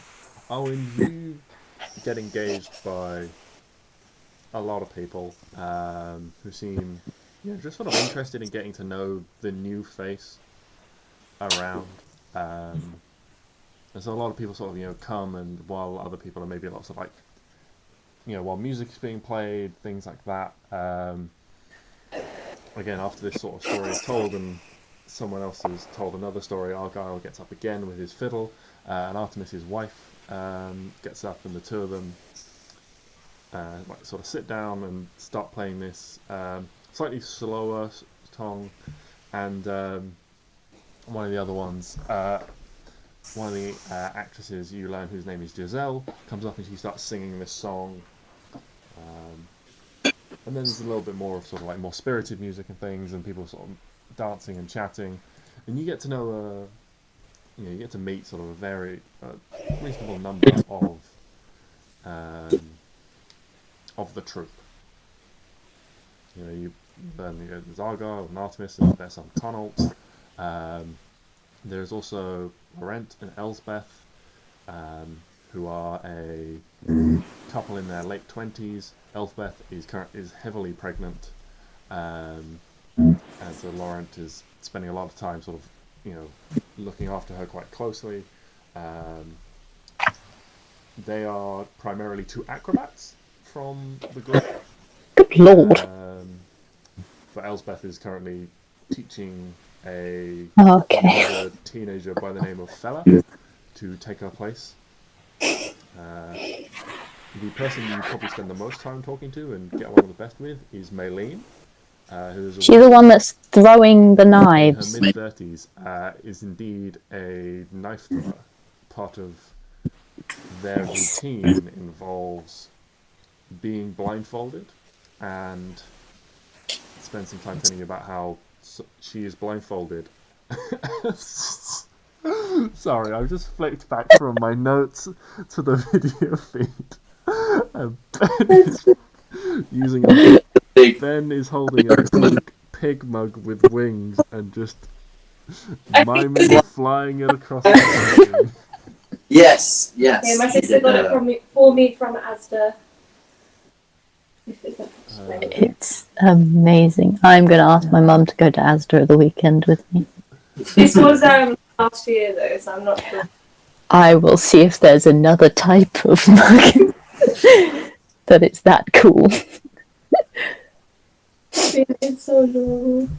But yeah, you spend some time talking to Maylene, and she tells you about her performance as a knife thrower, and part of her routine involves being blindfolded, and they get a member of the audience to stand up and they balance some fruit on their head and their shoulders, and someone rings a little bell next to it, and then while blindfolded she hits it with a knife. Nice. She's got this array of like small and delicate looking little knives that whistle through the air much faster than a regular dagger would. Ooh. Designed for hitting sort of small targets out of the air. What was her name? Maylene. Maylene. She'll always be by our side, Maylene. Some might say, may lean on her for support. Oh dear God. It's at this point, Stix, while you're writing, one of the dancers loses their balance and falls on top of you. Are you sure I'm not having a go with one of the knives? And 50 bludgeoning damage. That's she is a particularly heavy dancer. It's sort of like sending scattered, quill and papers scattered all over the place. This big, incredibly muscular and incredibly hairy man sort of starts oh, I'm so sorry. please let me help you, and starts like trying to like scrape up all the papers off the ground and like dust them off and like hand them back to you. I'm so clumsy. Let me get you a drink, and like you can see he's got this like big stein of like ale, and like goes off and like grabs you with like a drink, and like I'm very very very sorry about that. Yeah, you can see this man is incredibly like a professional weightlifter. So he's huge, but he's not like ripped. He's just, you can tell it's all power. Yeah. But it's not like toned muscle or anything like that. It's not for vanity. But yeah, incredibly strong and muscular and incredibly hairy. Almost bear-like. Like a gorilla. More sort of like bear-y than gorilla-y, but yeah. Huh. A bear gorilla. Yes, and he spends a bit of time sort of apologising to you, and his name is Wolfgang. Wolfgang. That's a very weightliftery name. It's a very weightliftery name. Very hairy name. You learn a little bit more about Isabel. She's like the sort of doctor of the group. She's the oldest one. Often ends up playing the grandmothers, which is why she's often referred to as grandmother in sort of whatever performance that they're putting on. That sort of thing. Grandmother, or she sort of jokingly talks to you, or the children sometimes call me Old Crone. But Lovely children. Lovely children. Really. I know a thing or two about getting children to behave. I'm scared of this lady. Yeah, me too. I'm gonna just keep writing. In general, as the evening passes, you all have a good time. Drinks, laughs. Merriment. Merriment by all.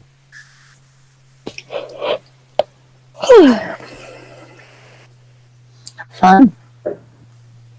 That was next from my I'm saying Lou from Nina and Sane from Nana. Pardon? Is it Lou? Like Loo? Does she mean that? Oh, yeah. Yeah. Never mind, continue. Very weird message to have. It's spelled. Anyway. But yeah, if there's nothing else that anyone would like to talk about this evening, you can all head to the various hours. And I think at some point Stix is going to get way too engaged in the story and try and add a musical element. sure. So at some point, I just go over to Argon and say, "You seem like a man who knows his way around music. If one were to add a musical element that they could tell with only a pan flute and nothing else, where could I add that into this tale? Because all I've got is a pan flute, and all I want is a pan flute, and I have no time to learn a new thing. Well, maybe I do have time. I don't know. We spend a lot of downtime doing stuff. I could pick up an instrument. That would be fun." Well, if what you currently have is your pan flute, then it is my lovely wife you should speak to. She has an excellent set of pan pipes that she plays. Excellent. Immediately go up to her and ask basically the same thing. Yeah, she'll spends a little bit of time with you this evening, sort of talking over what you're trying to add in and stuff like that. Whether you're trying to add like a singular musical intonation into it, a singular musical instance, or whether you want to use your pan flute to supplement it throughout, and where you can add almost like narrative musical notes to it, and tries to educate you a little bit on what the sort of like ups and downs and the high and the low notes will generally add in terms of tone into a performance. Well, I was kind of thinking like when he's falling, it could be like, "I came in like a wrecking ball." I mean, I just came up with that off the brim of my head. think maybe that could add a certain element of. You know what? Never mind. Actually, scrap it. Rips the page. Throws it away. Oh my god. Let's continue. Right. Would a wrecking ball not be more of a cavalry charge? Maybe. Huge force thundering through. I guess it kind of was. Sometimes in music, particularly fast-paced music, you have what is called the drop. The drop. Jesus Christ. It's often used to signify dramatic moments where there is a heightened pause and then A drop. Like Sir Humpty. I get it. oh, Amazing.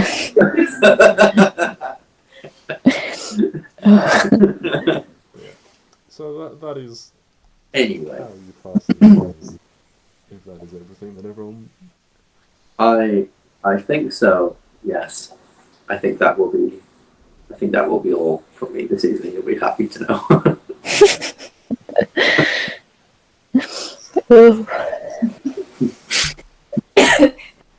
Okay, well, you all head to sleep and get a long rest. Anyone keeping a watch overnight?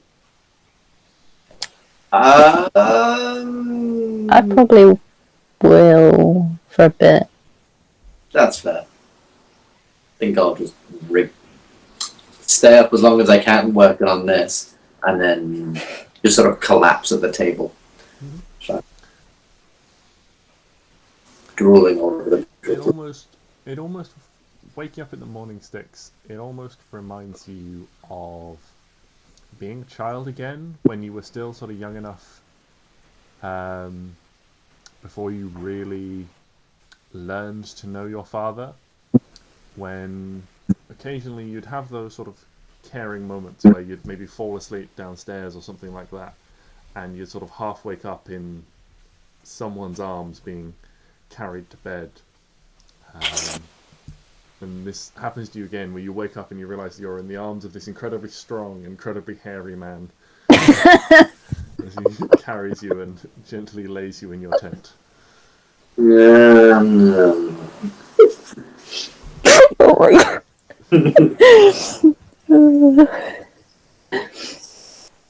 But yeah, if you keep a watch, a few people stay up a little bit later.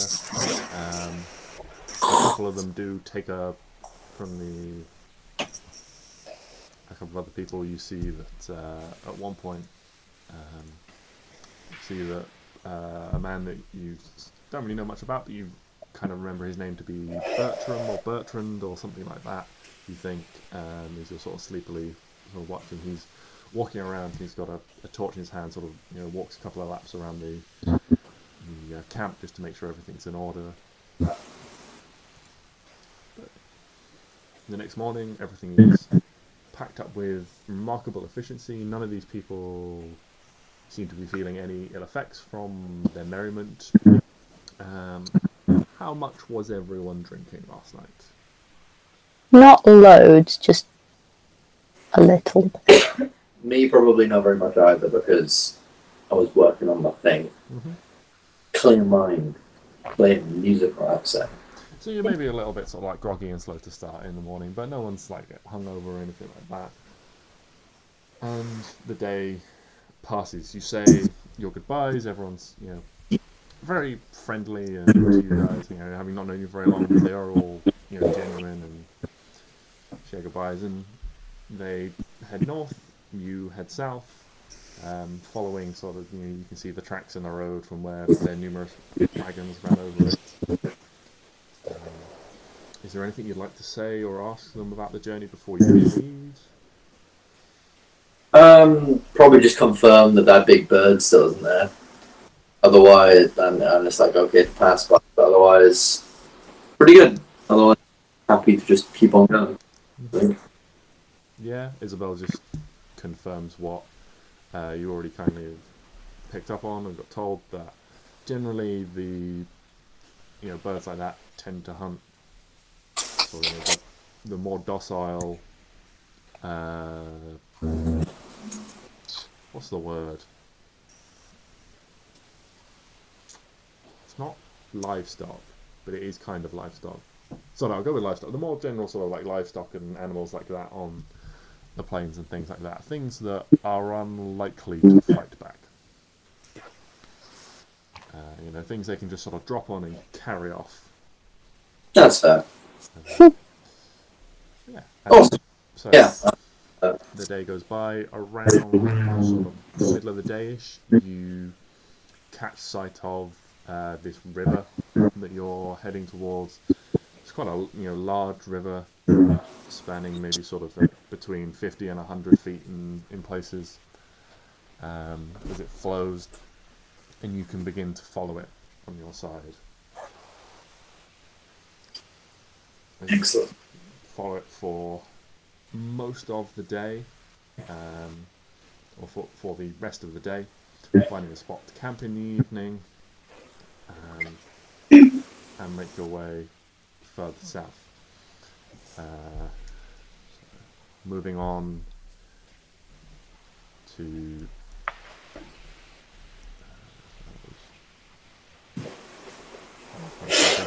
that's moving on to like the third day of the session. It's the 8th day overall. No, that's not right. 9th day overall of your journey. You again follow the river. There are several points where you could make a crossing if you wished, or you can stick with journey. You sort of know and remember that you're walking towards this fork in the river.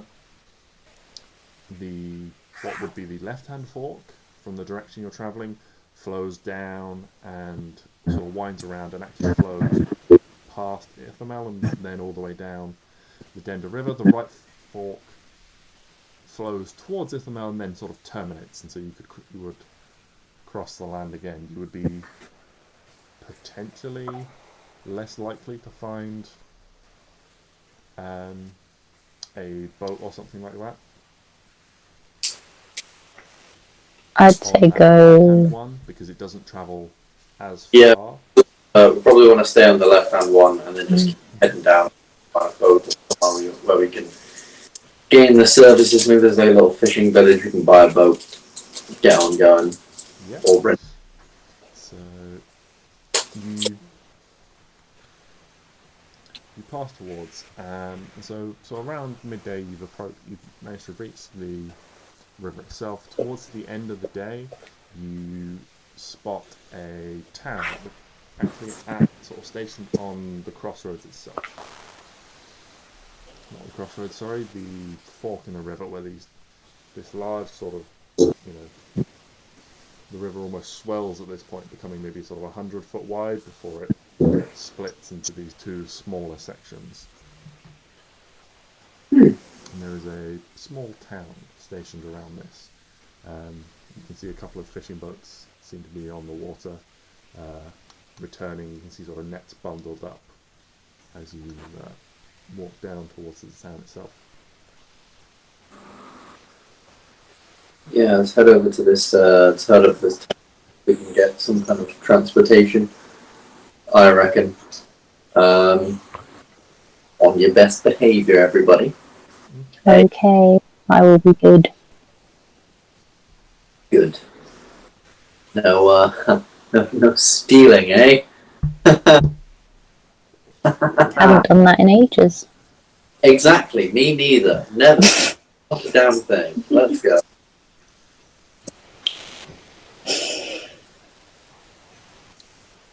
So you decide to head into town.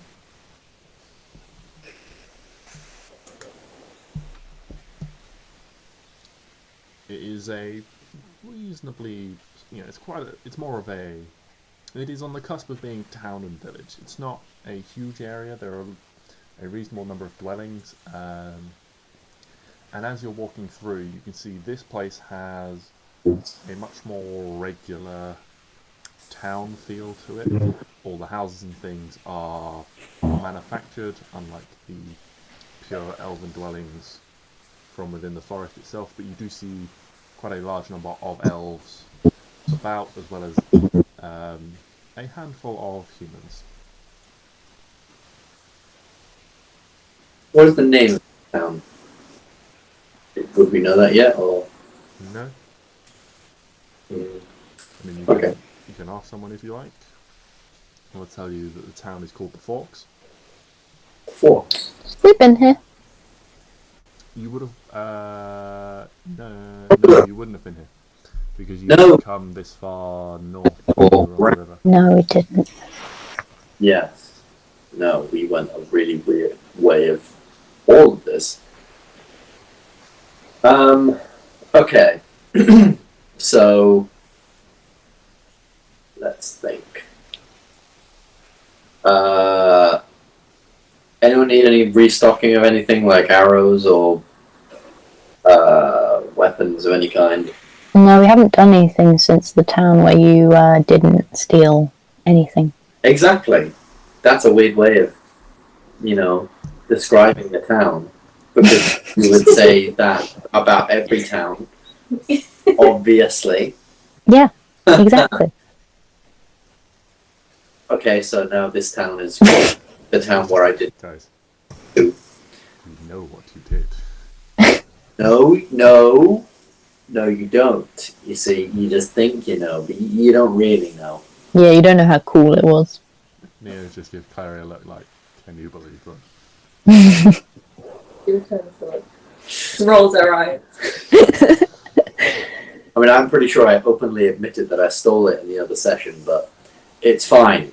I didn't steal. Stix is now back on denial. I'm going back steps in the whole 7-step plan. Cool. That got lost, not guilt of stealing. Oh yeah. Trauma. And it was traumatic.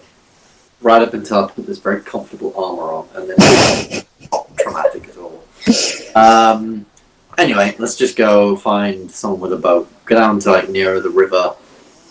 See if there's anyone along there who could potentially sell us a boat, or give us a boat, or let us ride in the boat. yeah. Or, and if it came to it, obviously, it dies in rain. No. Stealing No, we're not going to steal a boat. We're not going to steal a boat. No, we're not stealing a boat. Damn right, we're No. not going to steal a boat.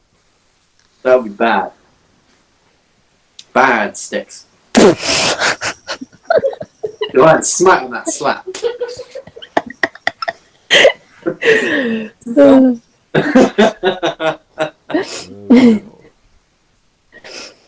You were the man of weapon.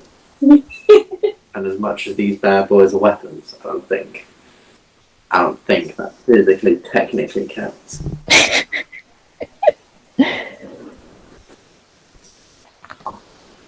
Put me down already.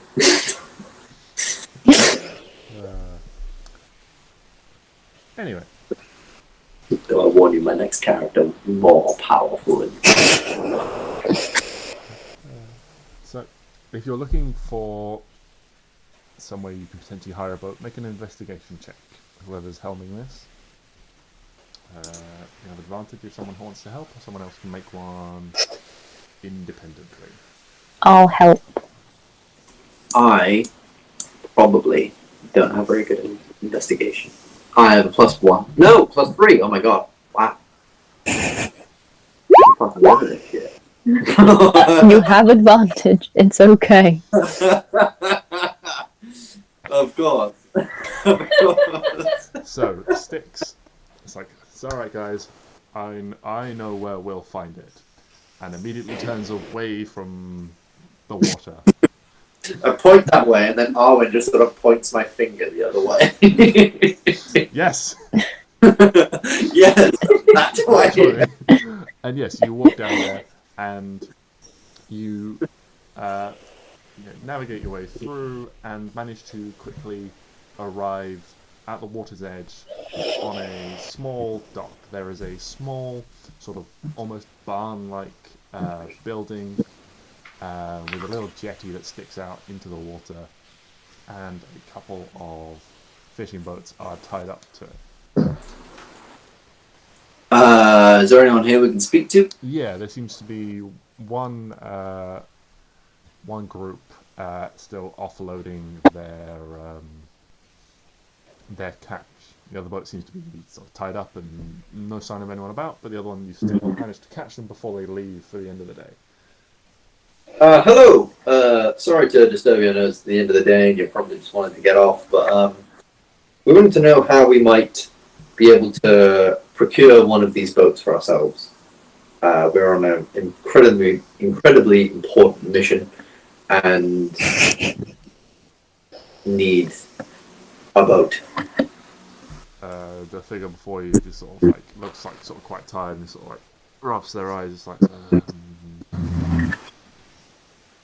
yes, boat captain.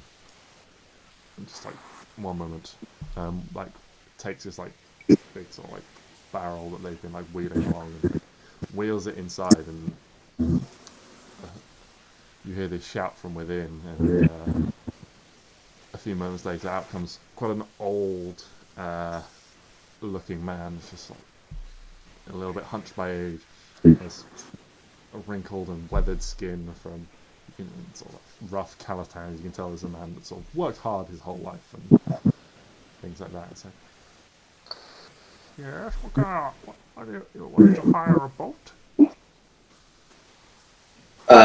Yes. Me and my friends here, we are on a very important mission to Ithemel, and we need a boat. We need a boat, like, now. Please. Please. You'd have to.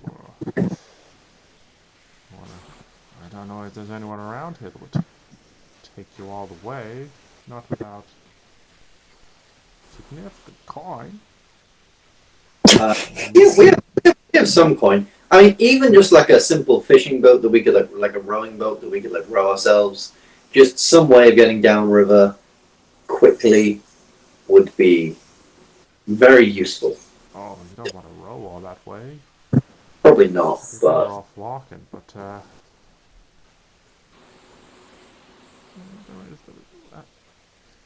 mean, if you're looking to hire, it would. If you're willing to compensate the loss of, I'm switching accents real fast here. If you're looking to compensate the loss of work for, then I'm willing to take it. yeah. But Yeah. how much? Yeah, how much, obviously. For the Faria, well, say 10 gold apiece. Damn. Yeah. Yeah, that is perfect. Neo fund. Because I'm just getting rid of all of that I can on anything that we can. Any got any experience on the lot? This man has a hat. 14 total, 10. Was it 10 apiece? Right, okay, yes. So it's actually 77 gold we have left. I have a tiny bit of experience in that I've been on a boat for a week and I learned under a sailor. And you have a hat. And I have a hat, and I pull out the hat and put it on top of my head, on top of the bandana that is also around my head. Pro sailor. I'm sure that'll be fine. I move. Boom. Thus proving as long as you've got a hat, you can do anything. Well, in that case, then, if I need a hand, maybe you can haul on a few ropes and things. You look like a strong lad. Exactly. So it's like, I give the boys a couple of days off. Yes, they look tired. That guy looked like he kind of needed it, so. But Things have been sparse for a couple of weeks on the water. I won't bother you with an old man's problems. It's Well, probably because of the good. demon man. Very good. We're looking to be in Ithemel quickly. So, Well. Looking to leave tomorrow, you said? No, this very second. yeah, Chop like chop. pretty quick. If you could do any sooner than tomorrow, that would be perfect. Otherwise, we understand you had a long day. I mean, we might get an hour or two with the remaining line, but Yeah, late. We don't want to. I mean, it is early evening at the moment by the time you guys have arrived here, so I might get an hour Yeah. or two more in the water by the remaining light, but if we can make a swift turnaround, better off traveling in the morning. yeah, maybe we can just get a long stretch of it done. Better than stopping out somewhere like in the wild. That might be a bit more risky, especially on the water. Like, no one likes the water. It's okay, there's no giant crabs in a river. Don't say that. Don't say that, because if you say it, another one comes up and whacks us. Mud crab. Yeah, or like, I don't know, like a giant goldfish or something. I don't know what there is. A giant goldfish is not a crab. Also, let's face it, a giant goldfish is still only like this big. Oh, I would definitely take that home. If a giant goldfish comes to try and eat us, I would like to take it. Okay, so Arwen gets the giant goldfish. Okay, I bagged you the giant crab. I've killed one. I feel like, I should have one. Anyone have a big bath I can just wheel around with my giant goldfish? Arwen becomes one of those children that you see that's constantly pulling a trailer around town with their dog in it. Except Yes. this one, it is a glass bowl with a fish in it. Oh my god, no, I can just get Elvis to pull it around for you.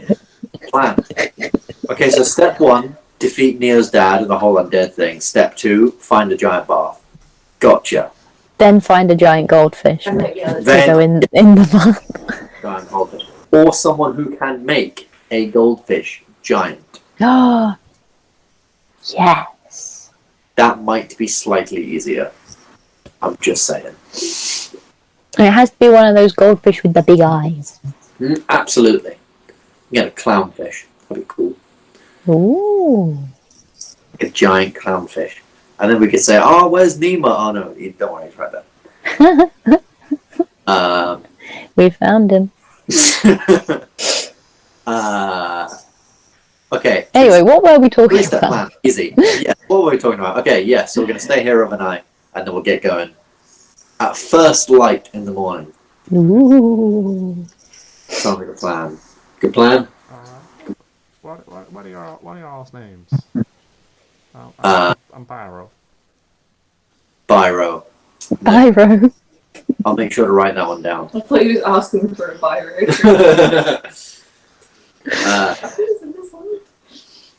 My name is Stix. Stix, the man with the hat. Stix, the man with the hat. Yes, indeed. Spelled with an X, not a CK.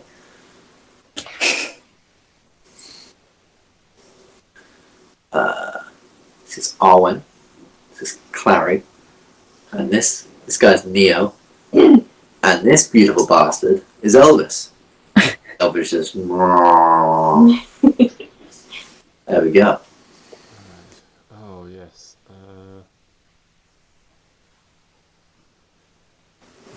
Animals? No, I'm sure we can...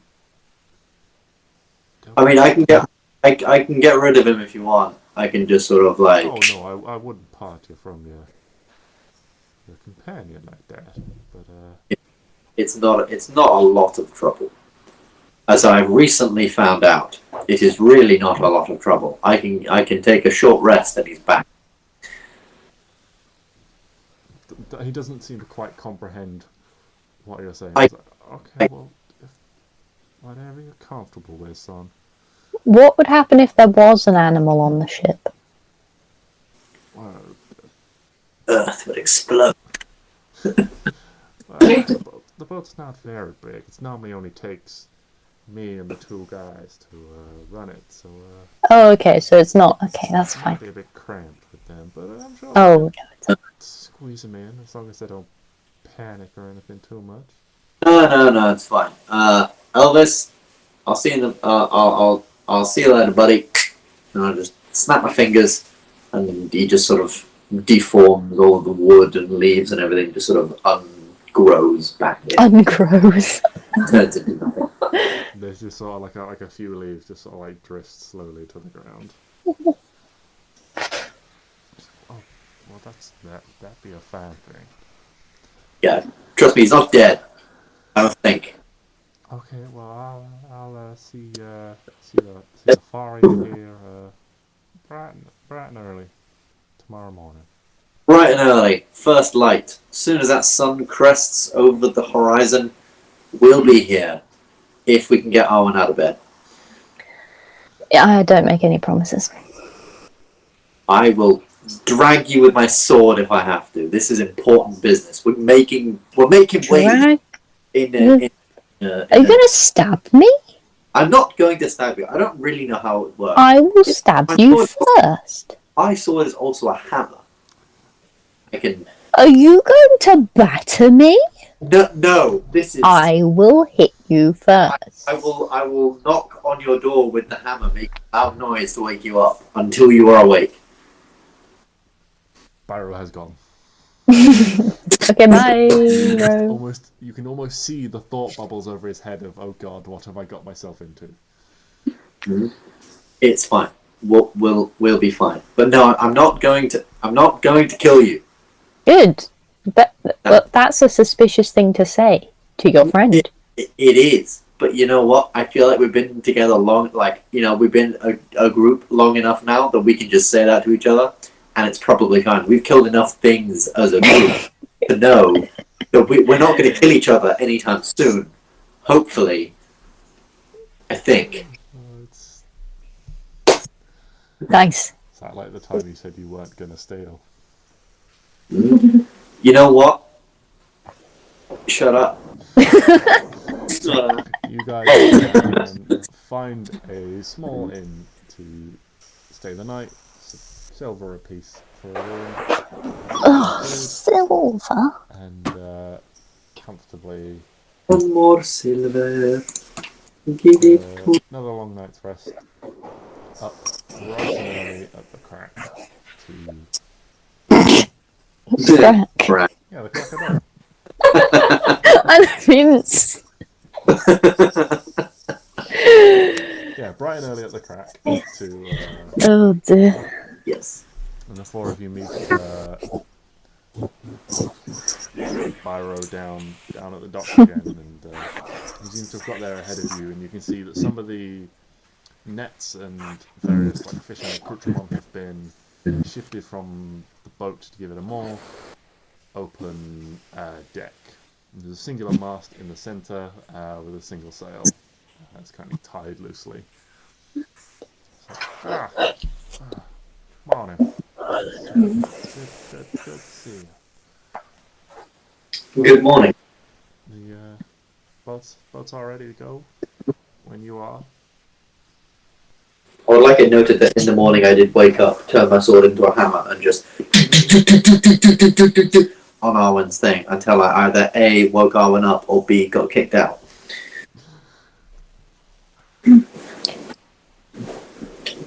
I was standing behind him. I'm not even going to ask how. The door opens and a rather confused looking woman sticks her head out. It's like, I'm sorry, what's going on? I told Stix the wrong number door. I made a mistake. I apologize. I'll say.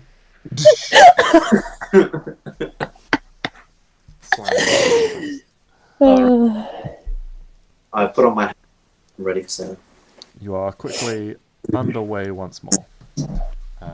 You make quick progress down the twists and turns of the river. You all just sort of relax and have the day to yourselves. Byro seems to move about the deck with reasonable agility and sure-footedness, sort of guiding the sails here and there as they need to, and sort of keeping with the wind and things to tack across the river. Occasionally sort of like shouting warnings at you if you change the direction the boom's swinging across. But otherwise he mainly stands at the stern, just guiding the ship confidently down. Later that evening, he's starting to sort of feel a little bit sort of weary, and from a cool day on the ocean, you're all a little bit sort of damp from the occasional spray that's come over, and maybe before you would consider stopping to rest for the night, if you were travelling under your own steam, you arrive in a small, and this one is definitely a very small little village, not quite a town, and the boat is halted for the evening. You've made a good amount of progress, you feel, certainly more than you think you would have done walking. But yeah, just sort of like, I'll see you in the morning again. Should have you in Ithemel around. It's close. Well, it doesn't go straight to the city, obviously. But about mid-afternoon, something like that, will be as close as you can get. Perfect. And so you can head into the village. Yes. In the village, you find that there is a curious, quite a large tavern. This tavern certainly seems, from the outside, much larger than a town of this size would necessarily need. It's a reasonably small village, but it does have a population of maybe a couple of hundred, something like that. Small village size. But yeah, there is a tavern, which is actually called the Two Taverns from the outside. As I say, is a large, Double tavern. large, oversized building. You've certainly seen like taverns and inns and things this size in larger cities, but for a village this size, it seems odd to make something of that proportion. However, when you walk in, it becomes almost immediately obvious what this inn, how this inn got its name. Because in the centre of it, there is a very small replica inn, which is surrounded by a series of ropes.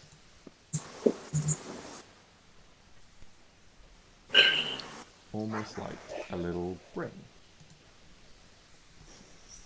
And all the sort of tables and chairs and things like that are little like undersized versions of themselves, like 3/4 scale.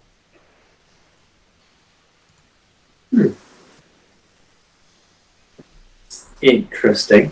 Hanging behind the bar is a huge, is the only sort of like other distinguishing feature is this huge greatsword. And standing behind the bar, and actually walking out sort of to greet you, it's quite empty at the moment, is a very tall, very muscular looking elf with long blonde hair tied back in sort of like a high ponytail behind her head. And she's got these like sleeveless shirt. This shirtless shirt, sleeveless shirt on, covered by like a leather vest and things, and you can see all over her arms are these little silver sort of like nicks and cuts, like all these tiny little silver scars.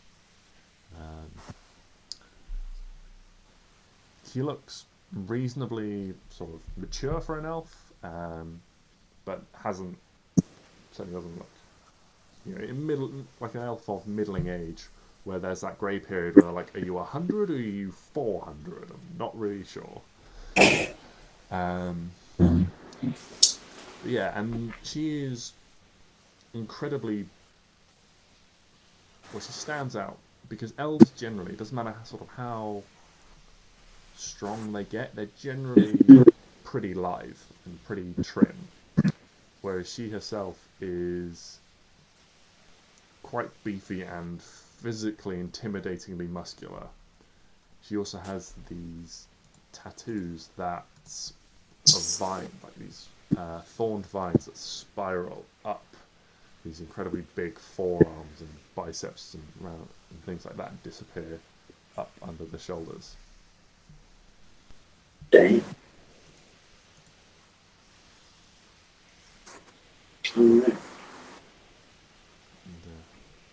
As she approaches you, she like reaches out like a big hand and sort of envelops, whoever sort of like reaches out to greet and says,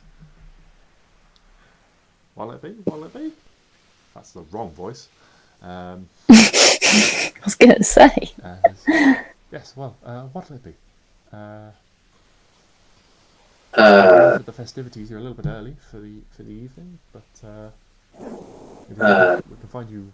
If you'd like to find a table, things should kick off in a couple of hours. what should kick off? Are you new in town? Well, I'm hosting what I like to call the fisticuff frenzy tonight. I see. A fight. I see. Tell me more. Well, every now and again, it's for the spirits of the town. It's fun people to work. Well, I think it's good for people to work out their aggression on one another under the guise of free drinks for a month. The last man or woman standing drinks for free for a month. Oh my god, yes.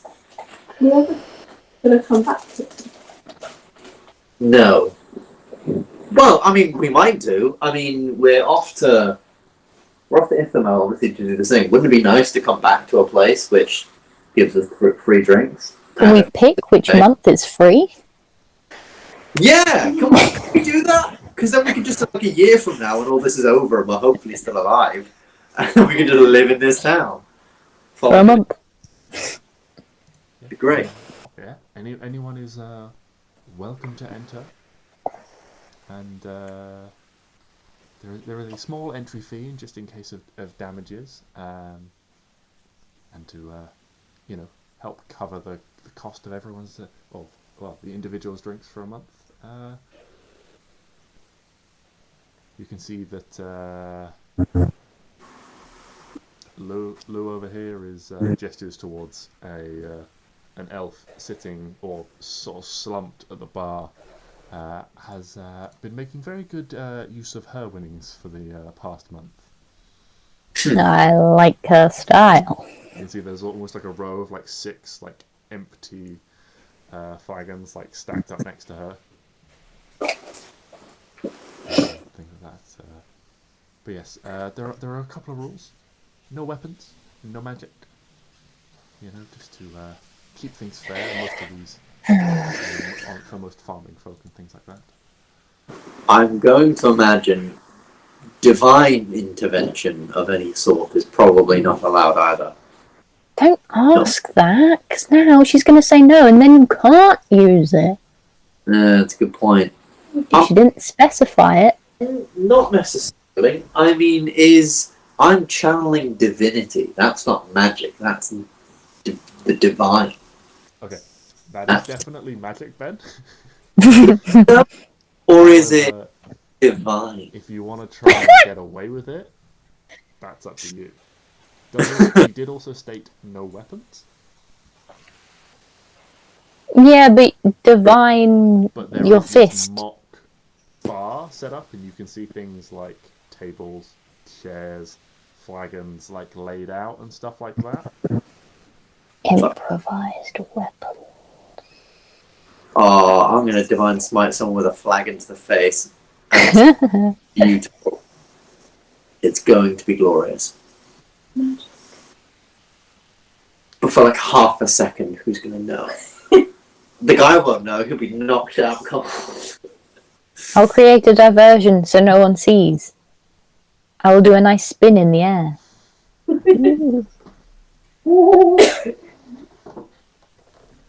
For an owl, apparently.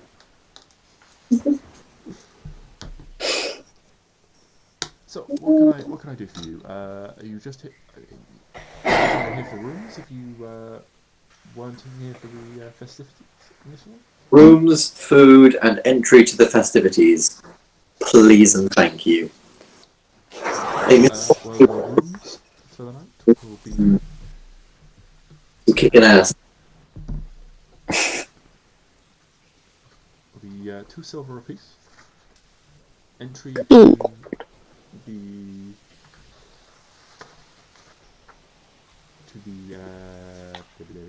the fisticuff friendly is 2 gold.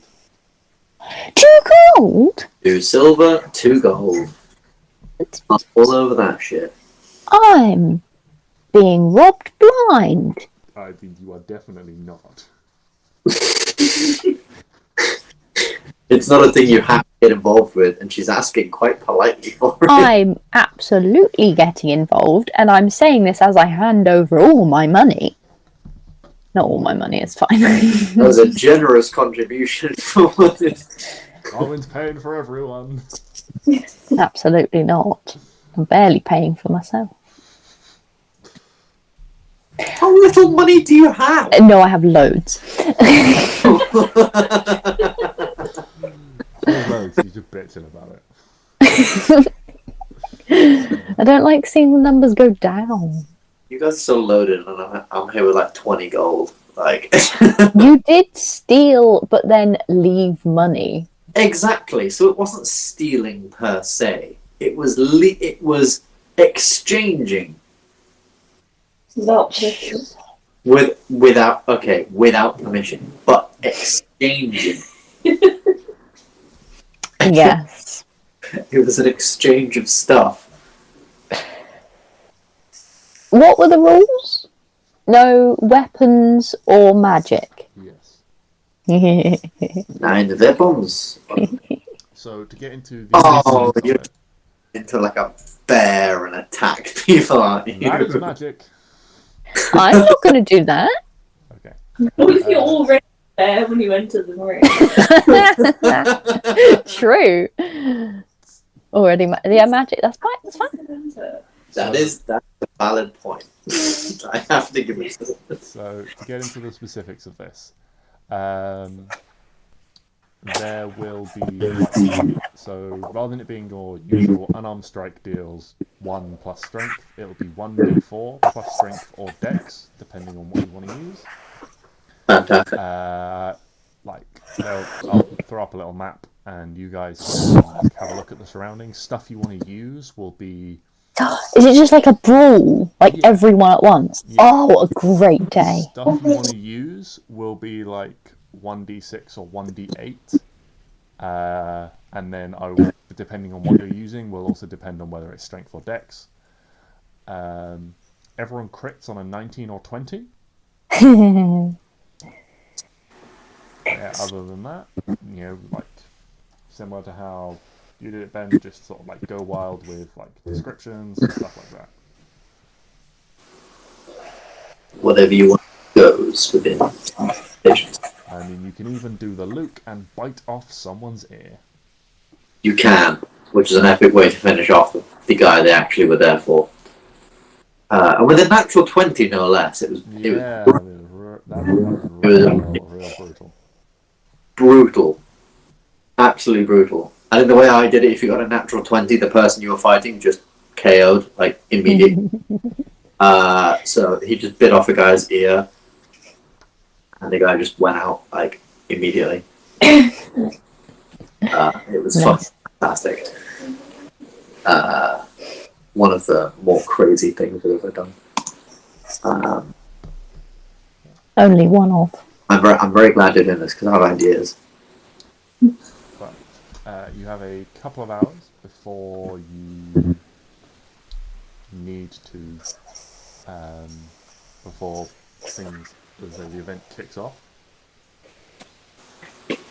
But We can't die, can we? if there's nothing you want to do, then I mean, you'll just go unconscious.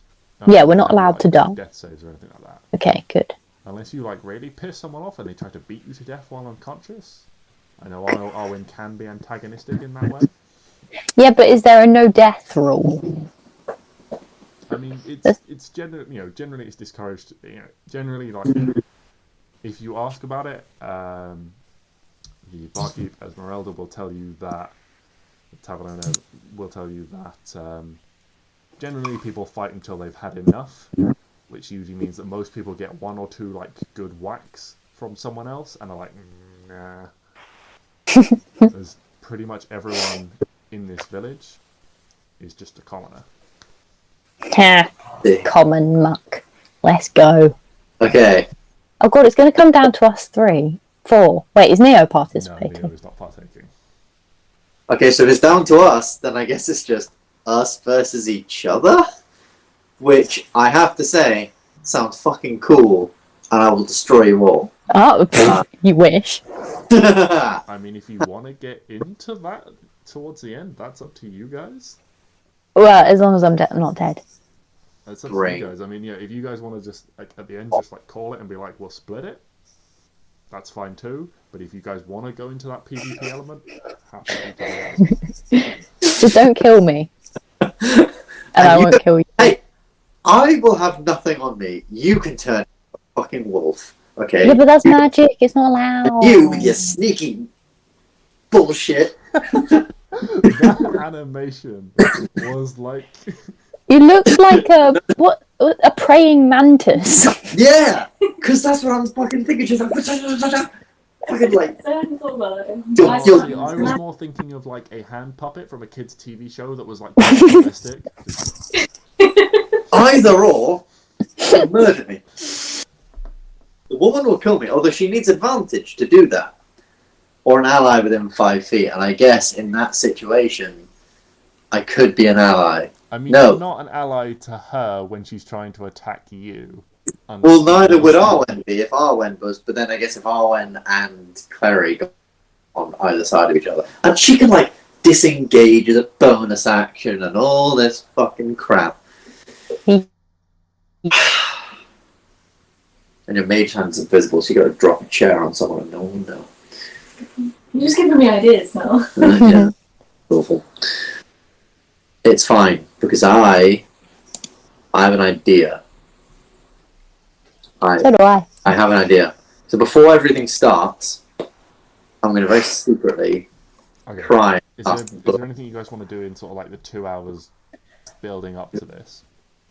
Or do you want to skip ahead? Not really. I want to talk to Neo, but I'm going to talk to him in private, so I'm going to text you what I want. Oh, okay. What's the... Let's get into the loo a second. Oh. Okay. Well, you guys get shown to your rooms. They are simple, plain rooms, but given the large sort of footprint of this place downstairs, it does lead to a lot of availability upstairs. And the rooms, when you enter them, are kind of a little bit dusty and a little bit musty, like they don't get a lot of use. And sort of like showing you through, Esmeralda does like unlocks each door and sort of immediately like strides across the room and like throws the windows open. It's like, yeah, sorry, we don't really get a lot of through traffic. We don't get a lot of people staying. You know, the village is quite small, but so apologies for that. But everything's clean and fresh and Fantastic.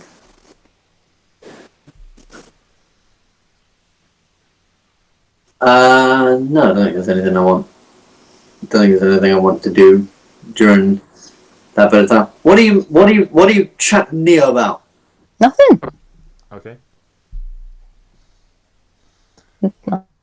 So the light outside slowly starts to fade, and from if you're staying in your rooms upstairs or if you're downstairs in the main common room waiting, generally people start to build, and the atmosphere of excitement builds. This is obviously not a regular occurrence, probably a once a month thing, so more people than normal are turning out. The common room is quite full of people, and it's that busy pub sound when there is an event on more than just people are in the pub. That noise level is just cranked up a slight level by the excitement, the anticipation of things. You can see sort of people keep sort of like glancing over at Esmeralda behind the bar where she's serving drinks and stuff like that. Everyone make a perception check for me. Champion!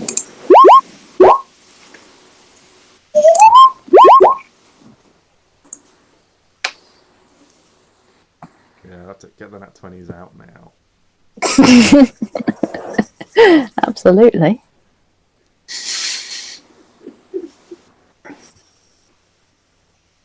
I'm too pumped. So only Arwen notices it. You notice Esmeralda coming from a back room or from a cellar or something like that, carrying an incredibly large keg on one shoulder. And I mean like a large keg. And you think, oh, it must be it. And sort of like you catch her as she's like moving through and think, oh, this must be an empty one. But then you realise, no, as she reaches up with one hand and from these like rack of like kegs and things behind the bar, grabs like one of them with one hand and like pulls it down and then like heaves this full keg into place. And as she does so, you notice that the spiraling vines around her arms are just very slightly glowing green. And she begins to like get to work tapping this keg.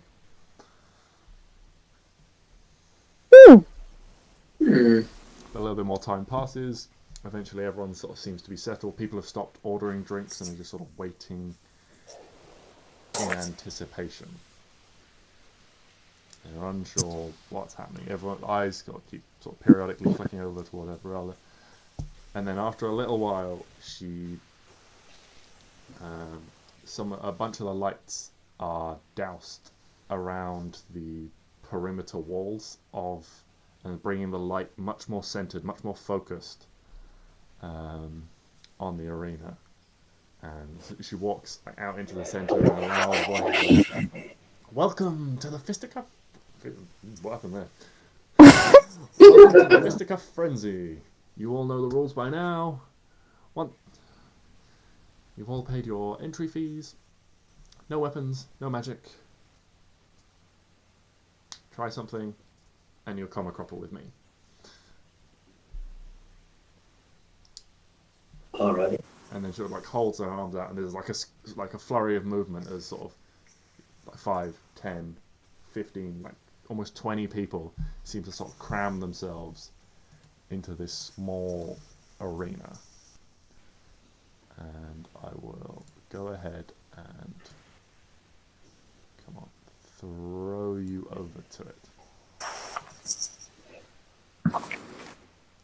So there are a bunch of people, as I say, there's sort of like 15 to 20 people here. There is a token I forgot to make, so I'm going to use Neo. No, Neo needs to be on the map. He's not in this fight, but he will. He's representing the singular tiefling, because I forgot to make a generic tiefling token today. But he will represent the singular tiefling that is taking part, and I'll get we'll probably do 1, maybe 2 rounds of this, and I'll get one finished up for next week. Where would Neo be standing? So I've placed you guys kind of grouped together at the bottom there, so he would probably be close around here.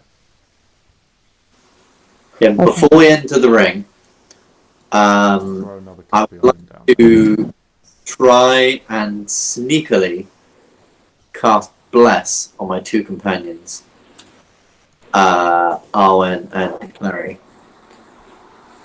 What are the components to bless?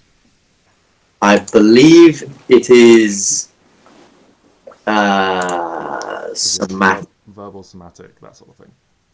verbal, somatic, and material, a sprinkling of holy water, Okay. but So you've got to Can I- speak No, sorry, carry on. and move your hands to do so.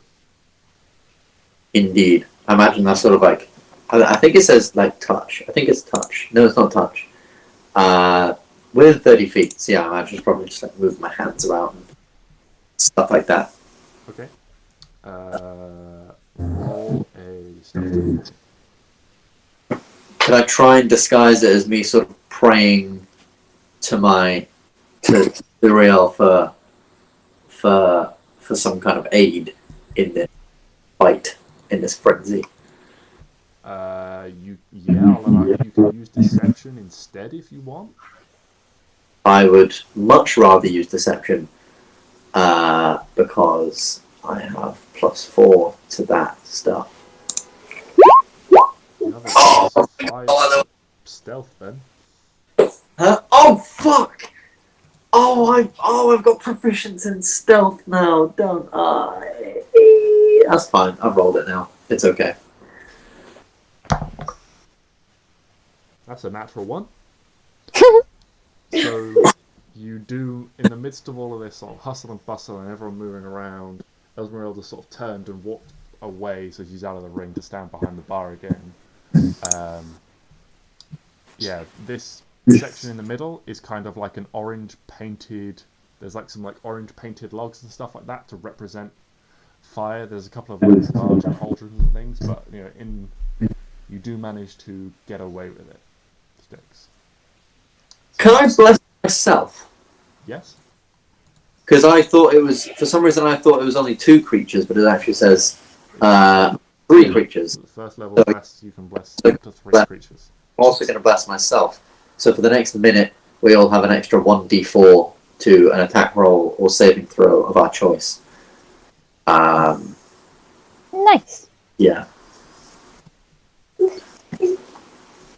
Before we start, are those just generic character tokens you have just put on, or are those Yes, those people? are just generic character tokens. Okay. I am Okay. reusing. These will represent the portion of the group that you guys end up fighting.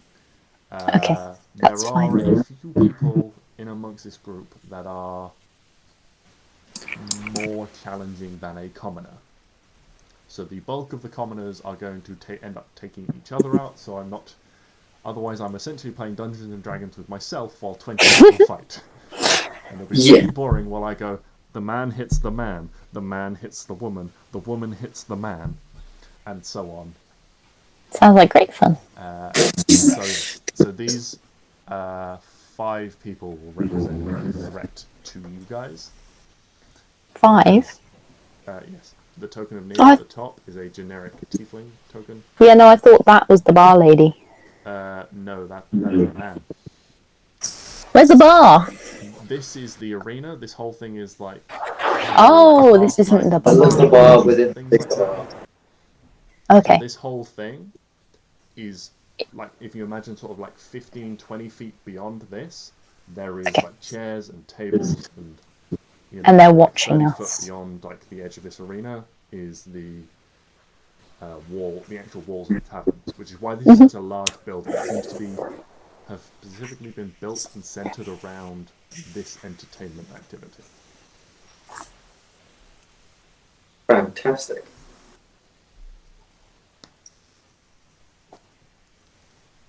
So, standing behind the bar again, Esmeralda says, and one more thing.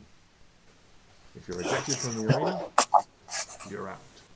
And there's almost like this new rule from everyone. Out what? Out of the competition. Out of the fight. Like, You're ejected from the... Oh, like... Okay. So if someone manages to push you out... like sumo wrestling. Yeah. He said obviously the arena is huge. And with that, we shall roll some initiative. That we shall. Okay, yeah, that's fine.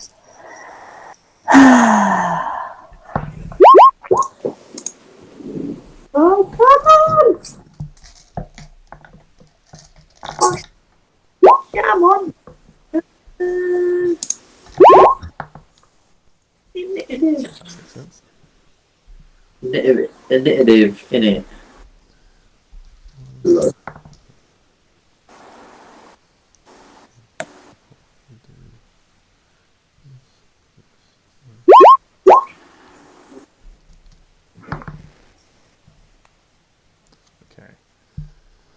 Okay, so make interesting conversation amongst yourselves while I sort this out. Conversation. I will not kill you both until the end. I mean, I won't kill you, but, you know, I won't come after you. You're going to kill us both until the end. No, I said I won't kill you. But I won't come after you until the end, when everyone else is gone. See. So, you know, we can work together to Seems back fair. down. I make no such promises. Okay, that's fine. I will counter your bless. Essentially, you'll know when I'm coming after you. Because I will have cancelled my bless immediately. And I will destroy you all. Oh, how very mean. And Arwen, I would like you to know, I will be taking your shoes. Just as, like... How dare you! So your shoes are mine. Which ones? Huh? Which ones? Actually, Both! you know what? The left one. Oh, no. Just the left. That's cold. Because then, How A, dare you're you. walking around slightly limp-footed, so you can't Oh, no. go well enough. And B, because it'll be funny watching you walk around with just one shoe. Can't believe you'd do this to me. That's just... I feel like I after thought we were friends. we've earned this. We've earned this for each other, haven't we?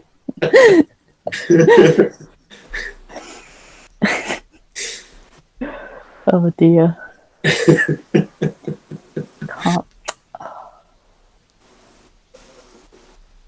Can't believe you've done this. I can't believe you've done this.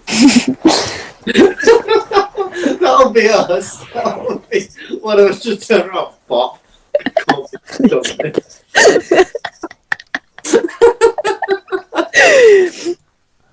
Alright. Oh my god.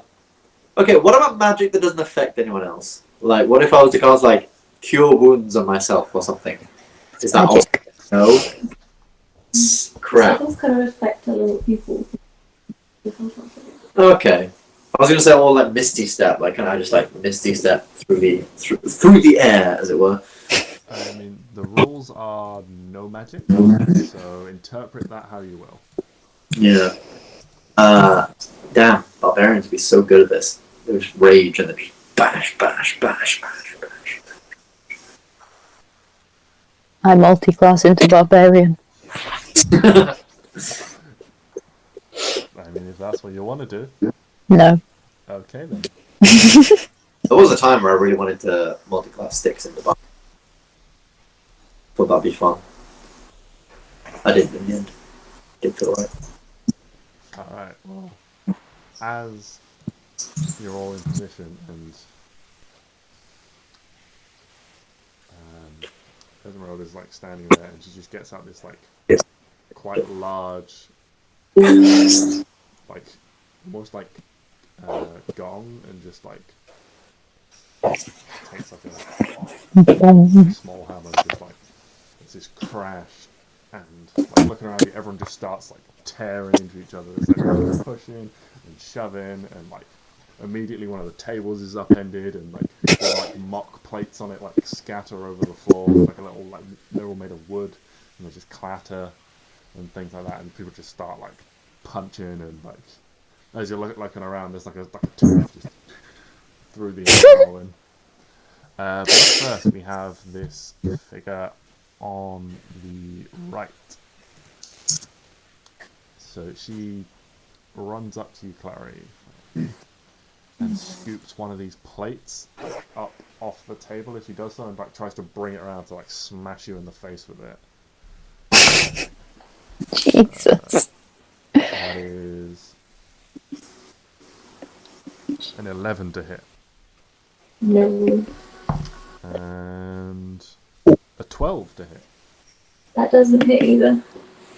So these two like grabs this plate and it's like as you quickly like duck underneath and misses with both strikes. But then it is your turn, Klari. Ow! If I were to use my mage hand to grab a chair and attack her from behind, would that give me a... Well, I believe Mage Hand specifically states it can't attack. Oh, no, not. It's also an action to summon it. So Actually, no, for you it's a bonus action. You're not you can interested. use your like Mage Hand to try and like cause distractions and maybe give yourself advantage on an attack. Yeah. But you can't use it to hit anyone with enough force to deal damage. Just like What if grunt. it just happened to let go of the chair above her head? Yeah, I would say to do that you would have to control it precisely enough for it to be your action to do so, but you could drop it on someone. However, you then have to consider what's caused this chair, like a floating chair, is going to be a little bit suspicious. Probably because my magic. No, don't worry. I'm good on. Clary will abide by them. I mean, but you could like cause it to like move the chair out and maybe like try and like trip her or bump her from behind, which would be more subtle, it being on ground level, and she might think someone's behind her and you might be able to get a distraction to give you advantage that way. But if you cause it to like float up in the air, it's going to be more obvious. I think Clary generally wouldn't want to break the rules. Okay. Unless like she noticed everyone else was doing it, then it would play different. I want to fight fair, but I Um, also want to bash your head in. um,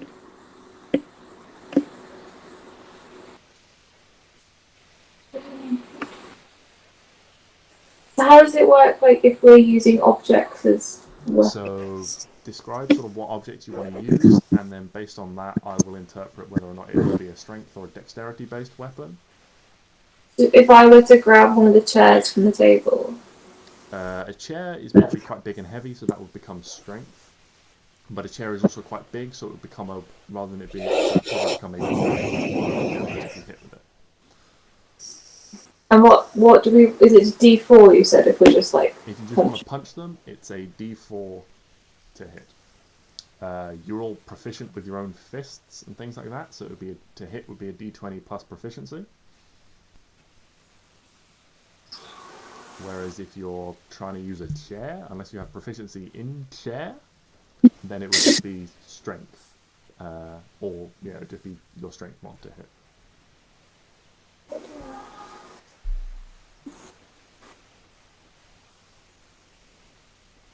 Long swords, rapiers, hand crossbows, and daggers. So if you can find something light, like a bottle, that could also be interpreted as being roughly the same as a dagger.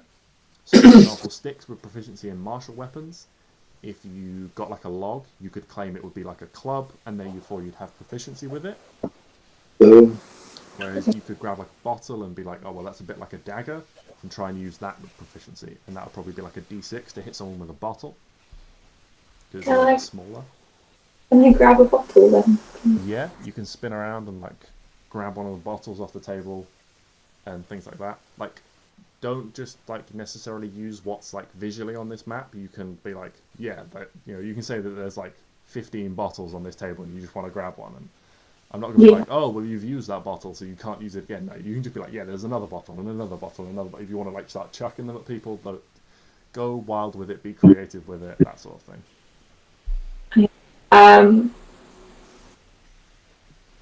And I'm gonna dual wield the bottles.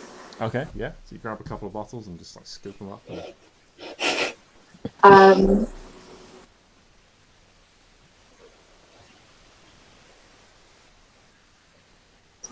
She's quite close, so I'm just gonna try and hit her with them. Okay, yeah. Like bottles, as I say, are quite small, so you can probably count them as like daggers and stuff. So Yeah. roll for a hit with your daggers.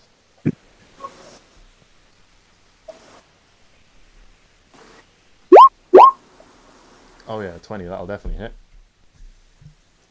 Do I roll the damage for the dagger? Or... So I'm kind of like scaling things up a little bit. So roll a d6 plus dex for all of these.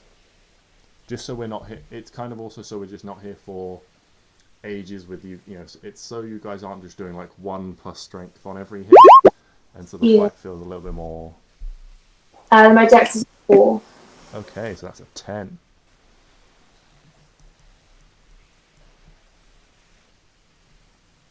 Yeah, so you like quickly scoop up these bottles, like ducking under this attack to get to the table, like spinning around and like crack her across the jaw with one of these bottles. Then I use my bonus action to attack her with the other bottle. Yeah, go for it. 18 also hits. Just 3 damage. As you like hit her with a bottle, she kind of caught her off guard with the first one, but she moves sort of quite swiftly out the way, and although you land the blow, she almost dodges quite uncannily to reduce some of the damage.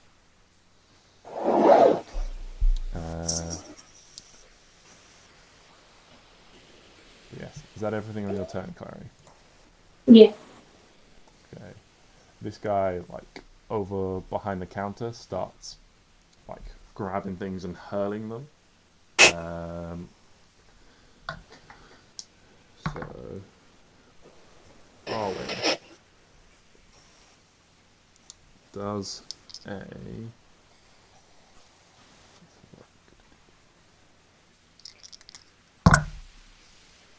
That is numbers.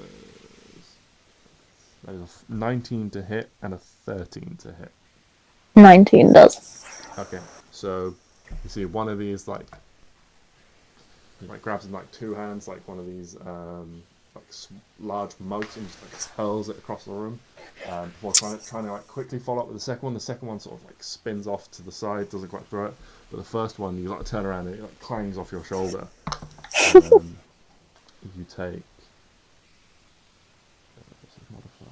You take 6 points of bludgeoning damage as this thing, this small, like, this like, heavy tankard, like crashes into your shoulder and like drops to the floor. But then it is your turn. Right. I'm going to go here.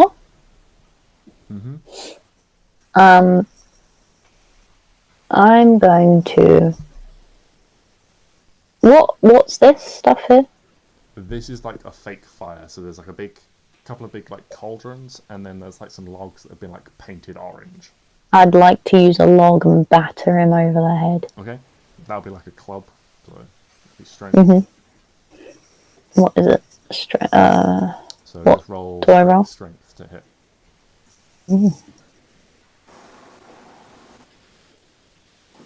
Oh gosh, you have a plus 1d4 to that. That is true.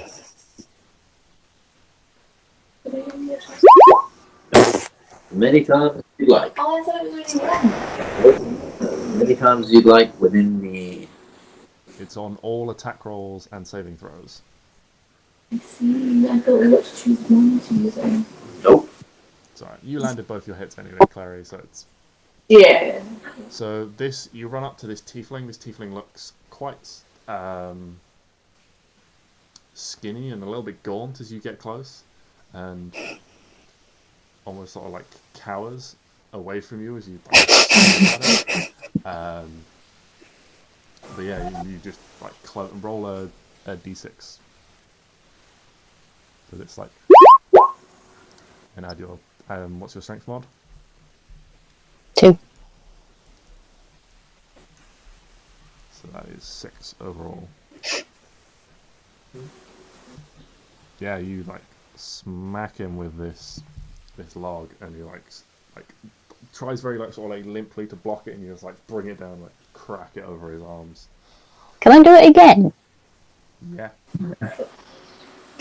I feel bad, but Arwen doesn't. Plus 4. That also hits. 7. 7 damage. Hiya! Yeah, he's looking like you like knock his arms out of the way, and then you like clock him like upside the head, and his nose like splits and starts bleeding all over his face. Feel free to narrate these as well. You've been knocked, boy. And then we move on to Stix. You're next. Right, so upon hearing that it's also like get people out of the ring, I'm thinking, okay, I need to move people. So 5, 10, 15, double foot jump. Kick him. Big old drop kick. Literally just like sprinting up to him, leaping, basically moving my entire body sideways and just double foot kicking him across. Hopefully moving him even slightly would be helpful. Yeah, go for it. Roll to hit. Is that including any proficiency or no? Yeah, you can. I mean, yeah, it's like a kick, so it's like strength plus proficiency. Okay, so that's Yeah, 17 that hits. or 21. And then roll contested athletics check to. This will be a shove attack. Yeesh. Ooh, they have not done very well. Yeah, so you shove him, and you shove him back, and he like clatters, like you push him, and he clatters like back against the. There's like a post with so these all the sections that are darker, like here and here, these are like little half-height walls, and then there's like, if you imagine classic like wrestling style ring ropes tied between. Right, These, okay. like more open sections. But yeah, he like clatters back against his like arms flailing against this like half post thing. And then if I get up, that's then all of my movement. I'm still going to get up. Well, I say it's not your like like you don't fall like completely prone for this. You can have 5 feet of movement to get back to him. Oh, okay, cool, yeah. If you want to use your second attack against him.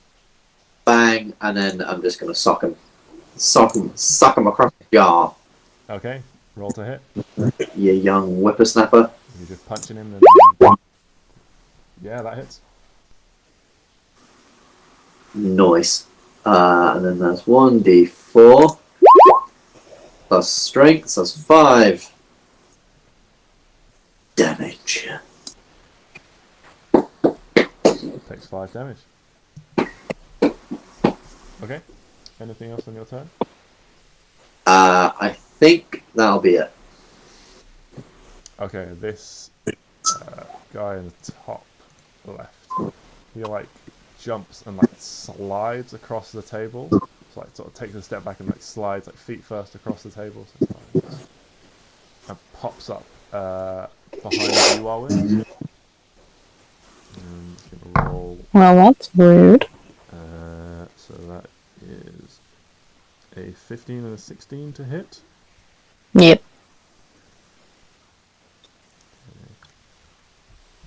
That is. Where is my dice? There's my d4. So these two blows go wham, wham, really like quickly, like into your kidneys from behind. And you take 10 bludgeoning damage How rude. from these two punches.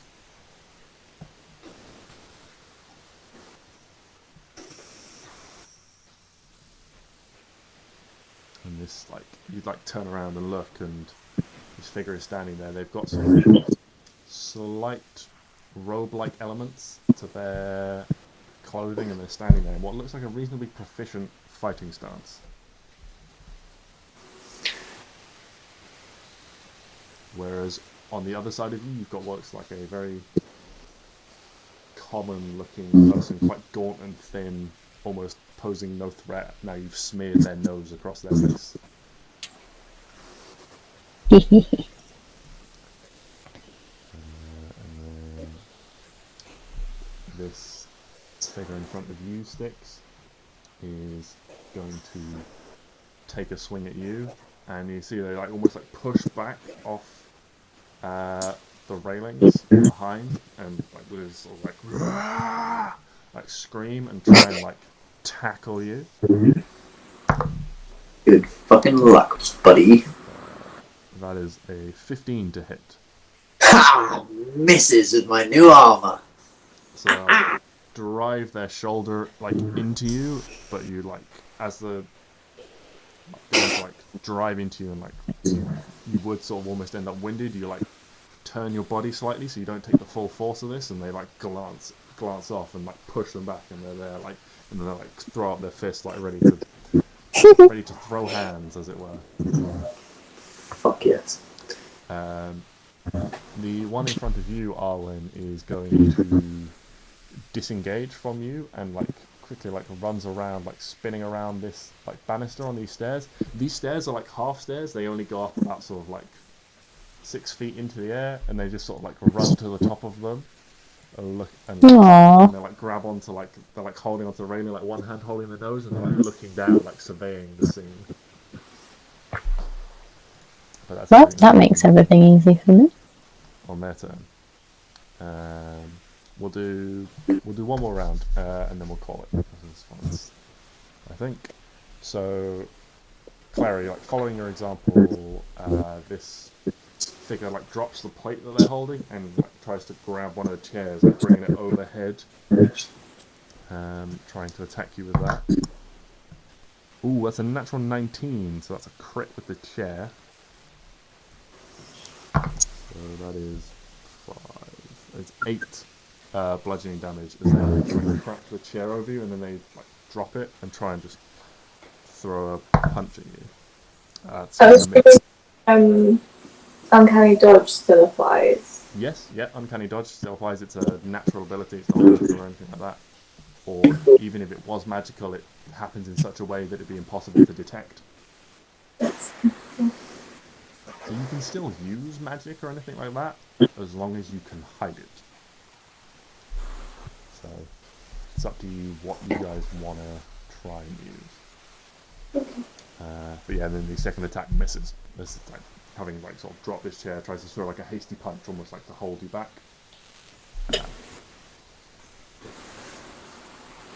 Misses. And it is now your turn.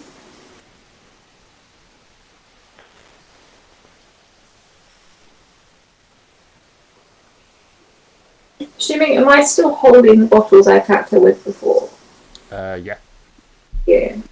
Would they, assuming they smashed when I hit her, would they do more damage though? I think you can essentially like keep hold of these. I think maybe we'll flavor, that could be like flavored into the crit. That's where you get the extra damage from if you happen to crit. Okay. I mean, if you wanted to deliberately smash it and then try and stab her, that's up to you. That would maybe be a bit too violent. I'm not going to be killing them. Maybe. That might just a little. Looking around, you can see that sort of there are quite a few people. There's a couple sort of like just like lying on the floor, clearly out of it already, having just like taken like tables or chairs or bottles and things to the head. There's a couple who are just sort of like sulking as they've like clearly been pushed out really quickly in sort of melees that have ensued, and are kind of annoyed that they haven't really been able to like get involved. So there is a real mixture of ability in this, so that anyone you take on could potentially be deterred quite quickly, or might be in it for the long haul. I'm just gonna hit her like I did before again, like dual wielding. Yeah, go for it. That definitely hits.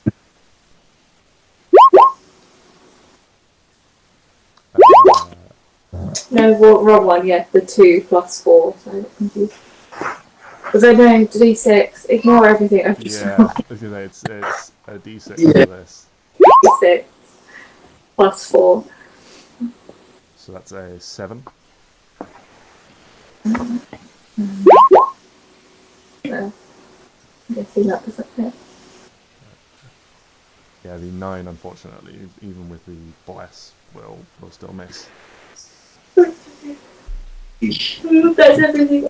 7 damage as you, again, strike out. She's trying to, like, duck and weave around these bottles as you're swinging them, but you manage to duck one, but you manage to, like, crack her across like, the ribs or something, and there's a solid, like, glassy thunk of the bottle. This guy behind the bar is, again, just, like, seems to have a bit of cover from people, and, like, is, like, using the ammunition of everything that's stacked up.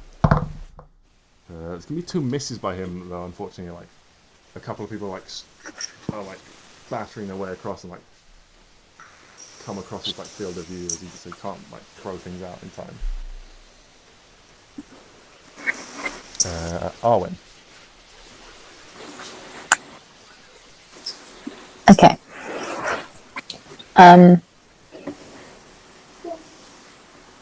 I'm going to. Oh, where's. Okay. I'm going to go down here just a bit. And. Is doing what I asked an action? Or is it separate? Or. No, it's separate, but that would be their action. Okay, but where? When? Straight after me? Yeah, we'll say that happens after you. Okay. So it's kind of like my spirit thing. It always goes after me. Okay. Yeah, I'm gonna for kick. simplicity. I'm just gonna. I've still got the log. I'm gonna whack her. Kasploosh. Yeah, roll to hit with the log. That would just use strength for this, as it's like a club. Unless you have proficiency in martial weapons, actually, as a ranger you might. They do, Yeah, so strength plus proficiency. I think. Anyway, I'm like 99% sure they do. Unfortunately, even with your proficiency bonus, you're not. Well, that's Plus. 12 will still miss. Aww. And again. Yeah, that one Will definitely. hit, and that is a 19 on the dice, which is a crit. Yay! So roll 2d6 plus your strength mod. 2d6 plus 2. So 9.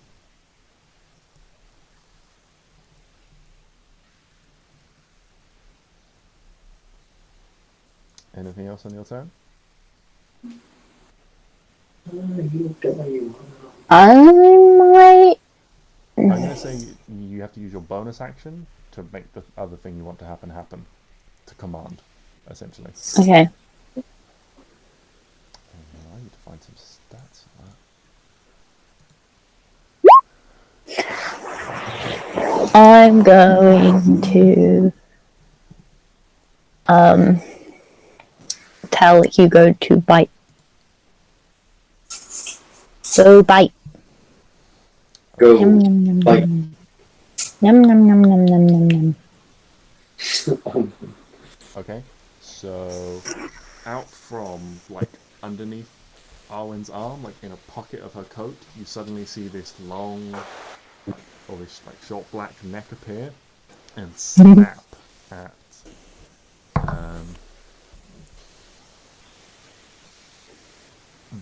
this sort of like robed figure in front of Arwen. Unfortunately, that's only a 10 to hit, so Hugo misses.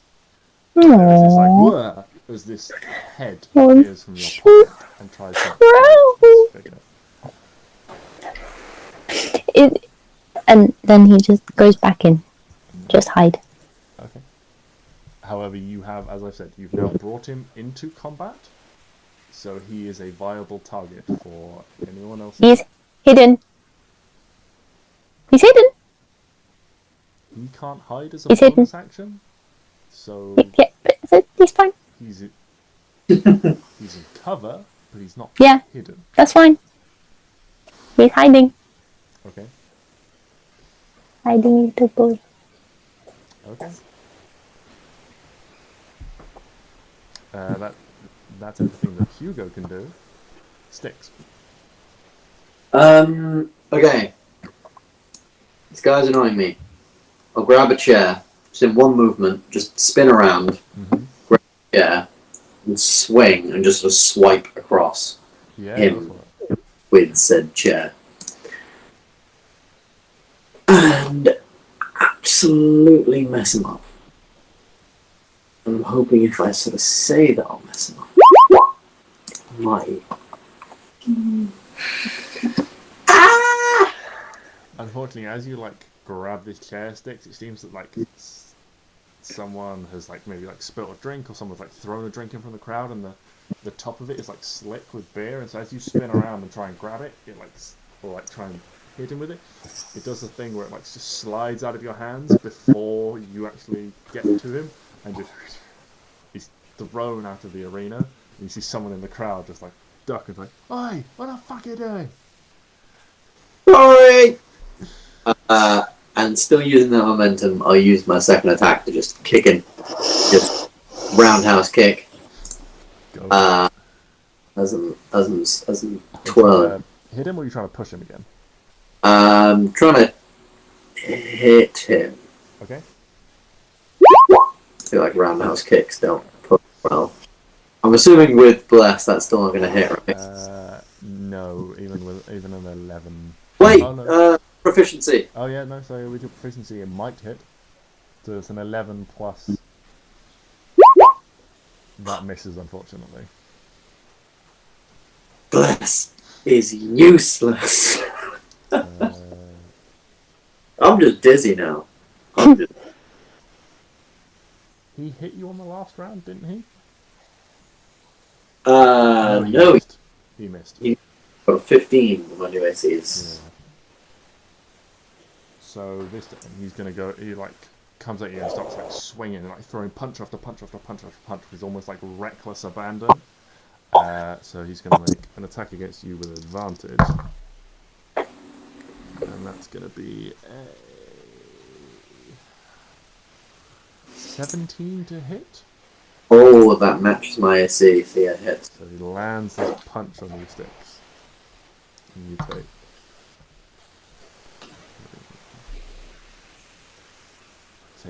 6 bludgeoning damage as he lands with one punch.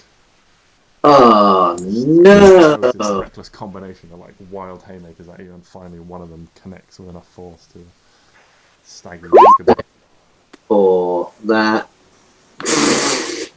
Bless fails. Jeez, that is a terrible set of rolls for you in short succession. Wait, that's only a Constitution check, not a con save. Although, I mean, that's a natural one. If I added my con save modifiers plus 4, obviously it's 5. Hang on. So yeah, you get to 5, and even with Bless, you could only get to 9. Would not be enough to make the save. No! So unfortunately, Bless fades. Oh, that's so sad, man. Why do I only have a +1 in Constitution? And then Arwen, this robed, sort of almost monk-like figure in front of you again snaps out 2 punches. Is a 15 and a 16 to hit. Yep.